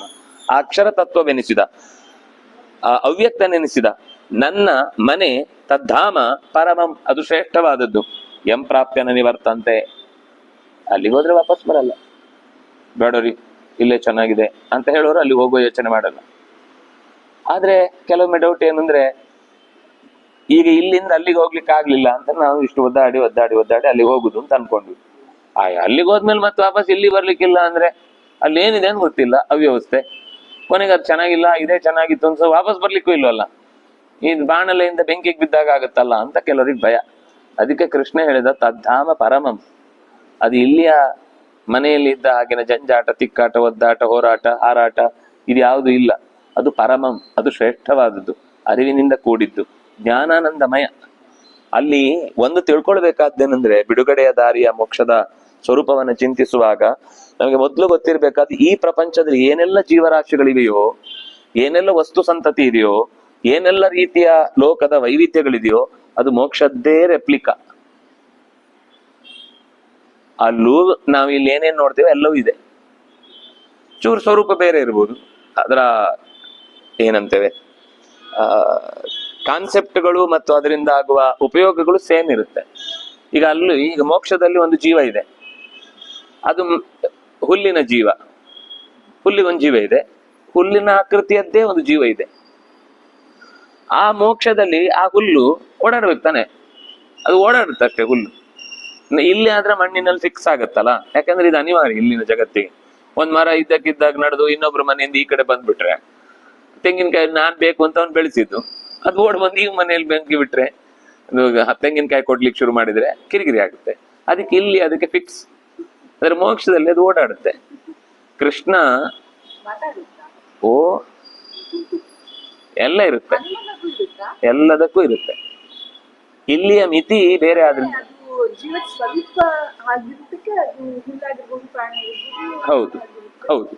ಇಲ್ಲಾಂದ್ರೆ ಇಲ್ಲಿ ಮೂಲದಲ್ಲಿ ಇಲ್ಲದದ್ದು ಹೇಗ್ ಕಾಣುತ್ತೆ? ಅಚ್ಚಲ್ಲಿ ಇದ್ರೆ ಮಾತ್ರ ನೀವು ಸಕ್ಕರೆ ಪಾಕದಲ್ಲಿ ಆ ಆಕೃತಿ ಕಾಣುತ್ತೆ. ಈ ಜೀವ ಸ್ವರೂಪಗಳಲ್ಲಿ ಮಣ್ಣು ಅಂದ್ರೆ ಇದು ಮರ ಗಿಡ ಕ್ರಿಮಿ ಕೀಟ ಪ್ರಾಣಿ ಪಕ್ಷಿ ಇದೆಲ್ಲ ಇದ್ದದ್ರಿಂದ ಇಲ್ಲಿ ಆ ಪ್ರಾಣಿ ಪಕ್ಷಿಗಳು ಕಾಣಿಸ್ತಾ ಇದೆ. ಮತ್ತೊಂದ್ಸಲ ಏನು ಅಂದ್ರೆ, ಆ ಜೀವಿಗೆ ಮಾತ್ರ ಅಲ್ಲ, ಅದರದ್ದೊಂದು ರೆಪ್ಲಿಕಾ ಹೊಸಗೆ ಶರೀರ ಮಾಡಿದ್ರಿಂದ ಅವ್ರವ್ರ ಕರ್ಮಕ್ಕನುಗುಣವಾಗಿ ಈ ಶರೀರದಲ್ಲಿ ಹಾಕ್ತಾನೆ. ಇದಕ್ಕೆ ಹೋಗು, ಈ ಪ್ರಾಣಿ ಶರೀರಕ್ಕೆ ಹೋಗು, ಈ ಪಕ್ಷಿಗೆ ಹೋಗು, ಈ ಮರಕ್ಕೆ ಹೋಗು, ಈ ಗಿಡಕ್ಕೆ ಹೋಗು. ನಿಜವಾಗ್ಲೂ ನಿಜವಾಗಿ ಕೊನೆಗೆ ಸಾಧನೆ ಆಗುವಾಗ ಅದೇ ಶರೀರದಿಂದ ಹೋಗ್ತಾನೆ. ಅವ್ನ್ ರಿಯಲ್ ಶರೀರನೇ ಬೇರೆ ಇದೆ, ಈಗ ಬಂದ ಶರೀರ ನಮ್ದು ಬೇರೆನೇ ಇರುತ್ತೆ. ಹೌದು, ಗೊತ್ತಿಲ್ಲ, ಅಮೀಬಾನೋ ವೈರಸ್ಸೋ ಕೀಟಾಣುನೋ ಏನೋ ಒಂದಿರುತ್ತೆ. ಇರುವೇನು ಇರುತ್ತಲ್ಲ, ಹಾ, ನಮ್ ತರ ಬುದ್ಧಿ ಅದಕ್ಕೂ ಓಡ್ತಾ ಇರುತ್ತಾ? ಶರೀರ ಇದಲ್ವಾ, ಅಂದ್ರೆ ಅದಕ್ಕೂ ಸಂಸ್ಕಾರ ತಾಪತ್ರೆ ಇರುತ್ತೆ. ಸಾಪತ್ರೆ ನಮ್ಗಿಂತ ಜಾಸ್ತಿ ಇರುತ್ತೆ, ಅದರದ್ದೇ ಬೇರೆ ಪ್ರಪಂಚ ದೇವ್ರ ಬಗ್ಗೆ ಯೋಚ್ನೆ ಇಲ್ಲ. ಚಿಂತೆಯಾಗಿ ಇದ್ನಲ್ಲ, ಅದು ಕೆಲವು ವಿಶೇಷ ವ್ಯಕ್ತಿಗಳಾಗಿ ಪೂರ್ವ ಜನ್ಮದ ಸಂಸ್ಕಾರ ಇದ್ದ ಜೀವಿಗೆ ಮಾತ್ರ ಪೂರ್ವದ ನೆನಪಿನಿಂದಾಗಿ ನೆನಪಾಗುತ್ತೆ, ದೇವರ ನೆನಪು. ಮತ್ತೆ ಇವೆಲ್ಲ ಬರೀ ಲೈಫ್ ಟೈಮ್ ತಿನ್ನೋದು ಸ್ಟ್ರಗಲ್ ಅಷ್ಟೇ ಅಷ್ಟೇ, ಅದು ಪ್ರಾರಬ್ಧ. ಹಾಗೆ ಕೆಲವರೆಲ್ಲ ಹುಟ್ಟುತ್ತಾನೆ ಬರೀ ತಿನ್ಬೇಕು ಉಣ್ಬೇಕು ಮುಳಗ್ಬೇಕು ಹೀಗಿರ್ಬೇಕಪ್ಪ ಅಂತ ತಪಸ್ ಮಾಡ್ತಾ ಬದುಕ್ತಾರೆ. ಅದಕ್ಕೆ ನೆಕ್ಸ್ಟ್ ಜನ್ಮದಲ್ಲಿ ನಾಯಿಯೋ ಪ್ರಾಣಿಯೋ ನಿಮ್ಮ ಮನೇಲಿ ತಿಂತಾರೆ ಉಣ್ತಾರೆ ಓಡ್ತಾರೆ, ತಿಂತಾರೆ ಉಣ್ತಾರೆ ಓಡ್ತಾರೆ, ಯಜಮಾನ ಬೈದ್ರೆ ಬೈಸ್ಕೊತಾ ಇರೋದು ಅಷ್ಟಕ್ಕೆ. ಅದಕ್ಕೆ ಏನು ಬೇರೆ ಪ್ರಜ್ಞೆ ಇಲ್ಲ, ವಿವೇಕ ಇಲ್ಲ, ಮನಸ್ಸಿದೆ, ಬುದ್ಧಿಯ ಚಾತುರ್ಯ ಇಲ್ಲ. ಅಂದ್ರೆ ಬದುಕ್ಲಿಕ್ಕೆ ಎಷ್ಟು ಬೇಕೋ ಅಷ್ಟು ಬುದ್ಧಿವಂತಿಕೆ ಇದೆ. ಬುದ್ಧಿ ಅಂದ್ರೆ ನಾನು ಹೇಳ್ತಾ ಇರೋದು ಸರಿತಪ್ಪುಗಳ ವಿವೇಚನೆ ಗೊತ್ತಿಲ್ಲ. ಆದ್ರಿಂದಾಗಿ ಅಷ್ಟೇ, ಅದರ ಜೀವನವೇ ಅಷ್ಟು. ಈ ಒಂದು 15 ವರ್ಷನೋ 30 ವರ್ಷನೋ ಸ್ಟ್ರಗಲ್ ಮಾಡ್ಬೇಕಿರುತ್ತೆ. ಆ ಕರ್ಮ ಹಾಗಿರುತ್ತೆ, ನಾಯಿಯಾಗಿ ಹುಟ್ಟಿ ತನ್ನ ಕರ್ಮ ಮುಗಿಸಿ ಹೊರಟೋಗುತ್ತೆ. ಸ್ಟಿಲ್ ಒಂದು ಪ್ರಾಣಿಗಳಿಗೂ ಕೂಡ ಅದು ಮರಿಗಳನ್ನ ಹೆಂಗ್ ರಕ್ಷಣೆ ಮಾಡಿ, ಅದೇ ಹೇಳಿದ್ದು, ಜೀವನ ನಡೆಸ್ಲಿಕ್ಕೆ ಎಷ್ಟು ಬೇಕೋ ಅಷ್ಟು. ಅದೇ ಹೇಳಿದ್ದು, ಜೀವನ ನಡೆಸ್ಲಿಕ್ಕೆ ಬೇಕಾದದ್ದು ಮಿನಿಮಮ್ ನಾಲೆಜ್ ಎಲ್ಲಾ ಪ್ರಾಣಿಗಳಿಗೂ ಇರುತ್ತೆ. ಅದಕ್ಕೂ ಅಷ್ಟೇ. ಆದ್ರೂ ಬೇಬಿ ಹುಲಿ ಮರಿಗೆ ಯಾವ ಪ್ರಾಣಿಗಾದ್ರೂ ಸರಿ ತಿನ್ಸ್ಬೇಕು, ಈಗ ಸಣ್ಣ ಮಕ್ಕಳಿಗೆ ರಾಗಿ ಸರಿ ತಿನ್ಸ್ದಂಗೆ ಎಲೆ ಮಾಂಸ ತಿನ್ಸ್ಬೇಕು, ಅದಕ್ಕೆಲ್ಲ I was really surprised. Same ಮನುಷ್ಯನ ತರನೇ ಎಲ್ಲ ಇದೆ ಅದಕ್ಕೆ. ಮನುಷ್ಯನಿಗಿಂತ ಹೆಚ್ಚು ಪ್ರಜ್ಞೆ ಇರುತ್ತೆ ಅವುಗಳಿಗೆ ಈ ವಿಷಯದಲ್ಲಿ, ಮಕ್ಕಳನ್ನು ಕಾಪಾಡಿಕೊಳ್ಳುವ ವಿಷಯದಲ್ಲಿ, ಆಹಾರ ಯಾವ್ದು ಆಗತ್ತೆ ಆಗಲ್ಲ ಅನ್ನೋ ವಿಷಯದಲ್ಲಿ. ಅಪ್ಪ ಅಮ್ಮ ಸಿರ್ಲಾಕ್ಸು ಮಣ್ಣು ಮಸಿ ಎಲ್ಲ ತಿನ್ಸೋ ಆಮೇಲೆ ಹೊಟ್ಟೆ ನೋವು ಬಂತು ಡಾಕ್ಟರ್ ಅದನ್ನ ನೀವು ನೋಡಿ ತಿನ್ಸ್ಬೇಕ್ರಿ, ಮಣ್ಣಿದ್ ಮಾಡಿ ತಿನ್ಸ್ಲಿಕ್ಕೆ ಏನ್ ದಾಡಿ, ನೀವು ಅಂಗಡಿಯಿಂದ ತಂದು ಸಾಯ್ತಿರಲ್ಲ ಮಕ್ಕಳನ್ನ ಅಂತ ಬೈದ್ ಕಳಿಸ್ತಾರೆ. ಪ್ರಾಣಿಗಳಲ್ಲಿ ಹಾಗಿಲ್ಲ, ಅವುಗಳಿಗೆ ತನ್ನ ಎದೆಯಲ್ಲಿ ಹಾಲು ಕಮ್ಮಿ ಇದೆ ಅಂದ್ರೆ ಸೀದ ಹೋಗಿ ಒಂದು ಹುಲ್ಲು ತಿಂದು ಬರ್ತವೆ. ಬೆಕ್ಕುಗಳು, ನಾಯಿಗಳು ಮರಿ ಇಡುವ ಟೈಮಲ್ಲಿ, ಹಸುಗಳು ಹಾಗೆ, ಅವುಗಳಿಗೆ ಇಂಥದ್ದೇ ಜಾಗಕ್ಕೆ ಹೋಗಿ ತಿಂದು ಬರುತ್ತೆ. ನಾವೀಗ ಕಟ್ಟಿ ಹಾಕ್ತೇವೆ ಪಾಪ, ಅವುಗಳಿಗೆ ಅನಿವಾರ್ಯ ಆಗುತ್ತೆ. ಇಲ್ಲಾಂದ್ರೆ ಅವುಗಳೇ ತಿಂದು ಬರುವುದಾದ್ರೆ ಅವುಗಳು ನೋಡ್ಕೊಂಡು ತಿಂದು ಬರ್ತವೆ. ಯಾವ ತರದ ಮದ್ದು ಬೇಕು ಮಕ್ಕಳಿಗೆ, ಏನ್ ರೋಗ ಬಂದಿದೆ, ತನ್ನ ಹಾಲಿನಿಂದಲೇ ಕೊಡ್ಬೇಕಲ್ಲ ಅದಕ್ಕೆ. ಅಷ್ಟು ಪ್ರಜ್ಞೆ ಅದಕ್ಕೆ. ಮರಗಿಡಗಳಲ್ಲೂ ಅದರ ಪೋಷಣೆ ಮಾಡ್ಕೊಳ್ಬೇಕಾದಕ್ಕೆ ಬೇಕಾದ ವ್ಯವಸ್ಥೆಯನ್ನು ಮಾಡಿಯೇ ಇರುತ್ತೆ.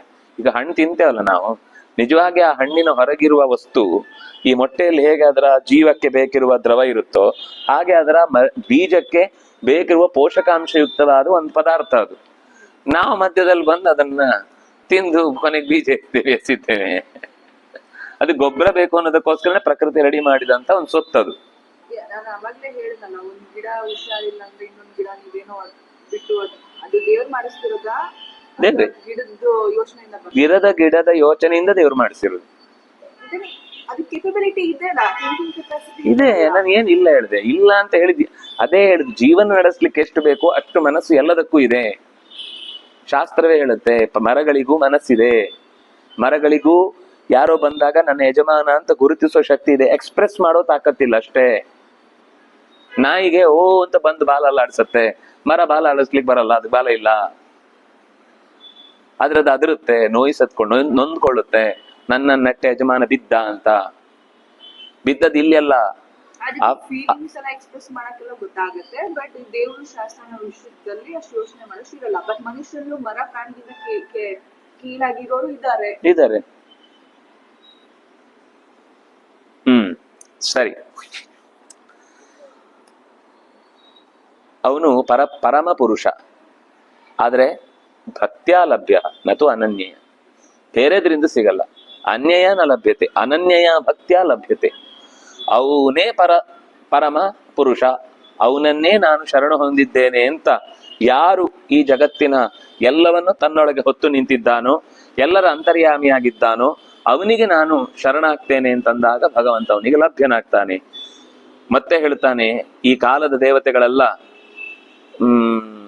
ಅವ್ರು ಕರ್ಕೊಂಡು ಹೋಗುವಾಗ ಅಲ್ಲಲ್ಲಿ ಅವರ ಪಾಯಿಂಟ್ಗಳಲ್ಲಿ ನಿಂತಿರ್ತಾರೆ. ಈಗ ನಾವು ಹೊರಗಿನಿಂದ ಅದನ್ನು ಕಾಲದ ದೇವತೆಗಳು ಅಂತ ಹೇಳ್ತೇವೆ. ಅದೇ ಕಾಲದ ದೇವತೆಗಳು ಮಾತ್ರ ಅಲ್ಲ ಅಲ್ಲಿ.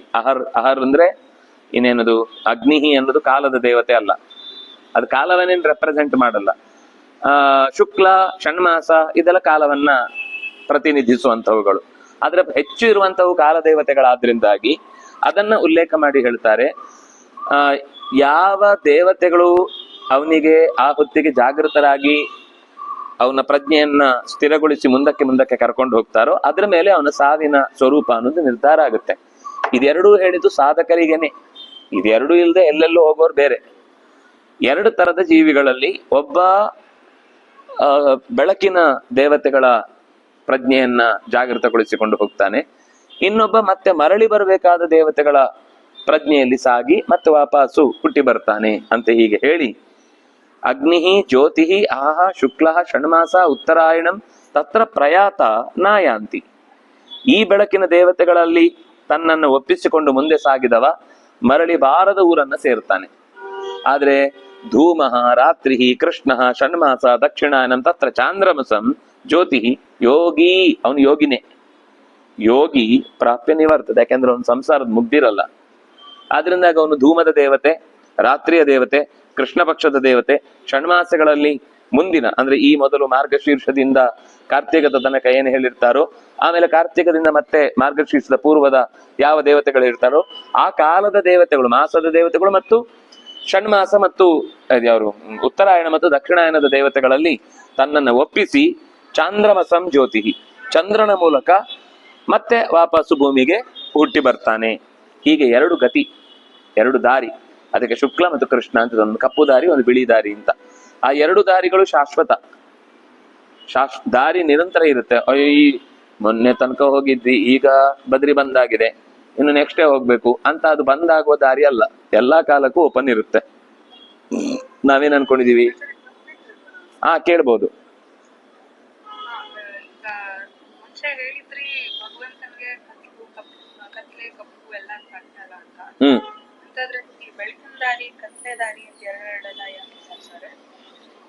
ಯಾವ್ದು ಕಾಣಿಸಲ್ಲ?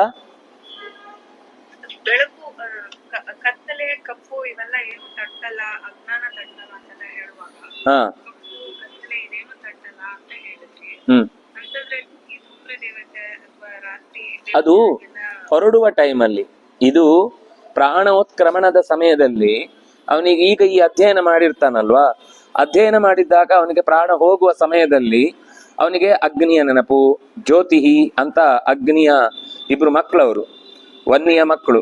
ಮಧ್ಯಾಹ್ನದ ದೇವತೆ ಅಹಹ, ಆಮೇಲೆ ಶುಕ್ಲ ಪಕ್ಷದ ದೇವತೆ ಯಾವುದು ರಾಕ ಅಂದ್ರೆ ಹುಣ್ಣಿಮೆಯ ಚಂದ್ರನ ದೇವತೆ, ಆಮೇಲೆ ಉತ್ತರಾಯಣದ ದೇವತೆ, 6 ತಿಂಗಳ ದೇವತೆ, ಸಂಕ್ರಾಂತಿಯ ದೇವತೆ. ಹೀಗೆ ಈ ದೇವತೆಗಳಲ್ಲಿ ತನ್ನನ್ನು ಒಪ್ಪಿಸಿಕೊಳ್ತಾನೆ ಅಂತ. ಅದು ನಾವು ಈಗ ಹೇಳಿದ ಹಾಗಲ್ಲ.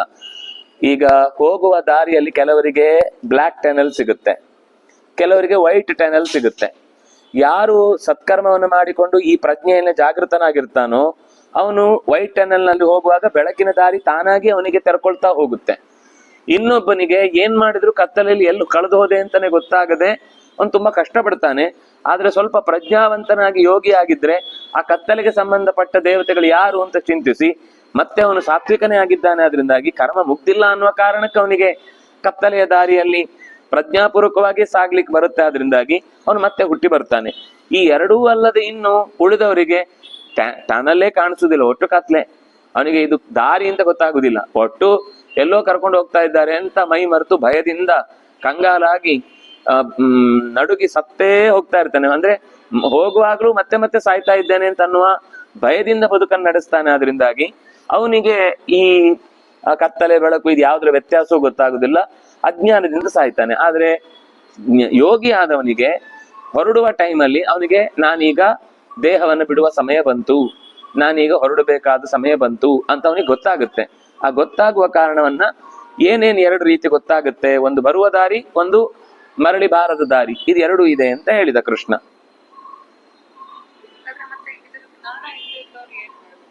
ಜ್ಞಾನ ಬರಬೇಕು ಅಂದ್ರೆ ಗೀತೆ ಓದ್ಬೇಕು.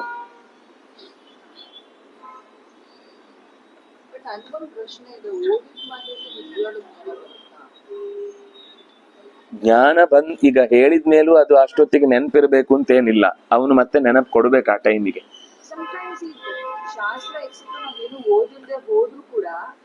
ಈಗ ಓದಿರಲ್ಲ, ಹಿಂದೆ ಯಾವತ್ತು ಓದಿರ್ತಾನೆ, ಅದು ಸಂಸ್ಕಾರ ಬಲದಿಂದ ನೆನಪಾಗುತ್ತೆ.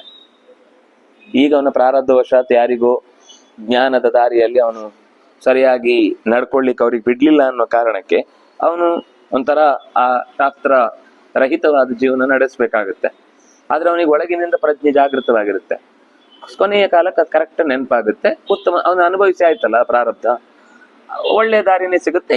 ಇದೆಲ್ಲ ನೆನಪಾಗುತ್ತೆ. ಈಗ ಓದಿಲ್ಲ ಅಂದ್ರೂ ಹಳೇದು ಎಲ್ಲೋ ಯಾವ್ದು ಹಿಂದಿದ್ದು ಓದಿದ್ದು ವ್ಯರ್ಥ ಆಗಲ್ಲ, ವೇಸ್ಟ್ ಆಗಲ್ಲ. ಈಗ ನೀವು ಕೇಳಿದ್ದು ನಿಮಗೆ ನಾಳೆಗೆ ನೆನಪಾಗದೇ ಇರ್ಬೋದು, ಆದ್ರೆ ಅದು ಈಗ ಕೇಳಿದ್ದೆಲ್ಲೋ ಒಂದ್ ಕಡೆ ಮುಂದಿನ ಜನ್ಮದಲ್ಲಿ ಆಗ ನೆನಪಾಗ್ಬೋದು. ನಾವು ಇದನ್ನೆಲ್ಲ ತಿಳ್ಕೊಳ್ದೆ ಹೋದಾಗ ಮನುಷ್ಯನಿಗೆ ಅವನದೇ ಒಂದು ಸ್ಟ್ರಗಲ್ಸ್ ಮುಖಾಂತರ ಆ ಒಂದು ನಾಲೆಡ್ಜ್ ಗೇನ್ ಆಗುತ್ತಲ್ಲ, ಅದು ಗೇನ್ ಆದ್ಮೇಲೆ ಈ ವಿಷಯ ಗೊತ್ತಾಗ ಸಿಂಕ್ ಆದಾಗ ರಿಯಲೈಸ್ ಮಾಡ್ಬೋದು. ಹೌದು. ಬಟ್ ಡೈರೆಕ್ಟ್ ಆಗಿ ಇದನ್ನ ತಿಳ್ಕೊಂಡ್ಬಿಟ್ಟು ಲೇಟರ್ ರಿಯಲೈಸ್ ಆದ್ರೆ ಅವನಿಗೆ ಅದೆಲ್ಲ ಸಿಂಕ್ ಆಗುತ್ತೆ. I don't know. ಯಾವ್ದು ಸಿಂಕ್ ಆಗ್ಬೇಕು ಅಂತಿದ್ರೆ ಮಾಡೋನು ಅವನು, ನಾವ್ ಯಾರು ಅಲ್ಲ, ನಮ್ಗೇನು ಇಲ್ಲ ಅದ್ರಲ್ಲಿ. ಹೀಗೆ ಎರಡು ದಾರಿ. ಯಾರು ಈ ಎರಡು ದಾರಿಗಳನ್ನ ತಿಳಿಯದೆ ಮೋಹಕ್ಕೊಳಗಾಗ್ತಾನೋ ಅವನಿಗೆ ಇನ್ನೂ ಸ್ವಲ್ಪ ದಿವಸಗಳ ಕಾಲ ಈ ಚಕ್ರದಲ್ಲಿ ಸುತ್ತುವ ಅನಿವಾರ್ಯತೆ ಬರುತ್ತೆ. ಹೀಗೆ ದಾರಿಗಳನ್ನ ಅರಿಯಬೇಕು, ಅರಿತು ಸಾಧಕನಾಗಬೇಕು. ಆಗ ಅವನು ಗುರಿಯನ್ನ ತಪ್ಪುವುದಿಲ್ಲ.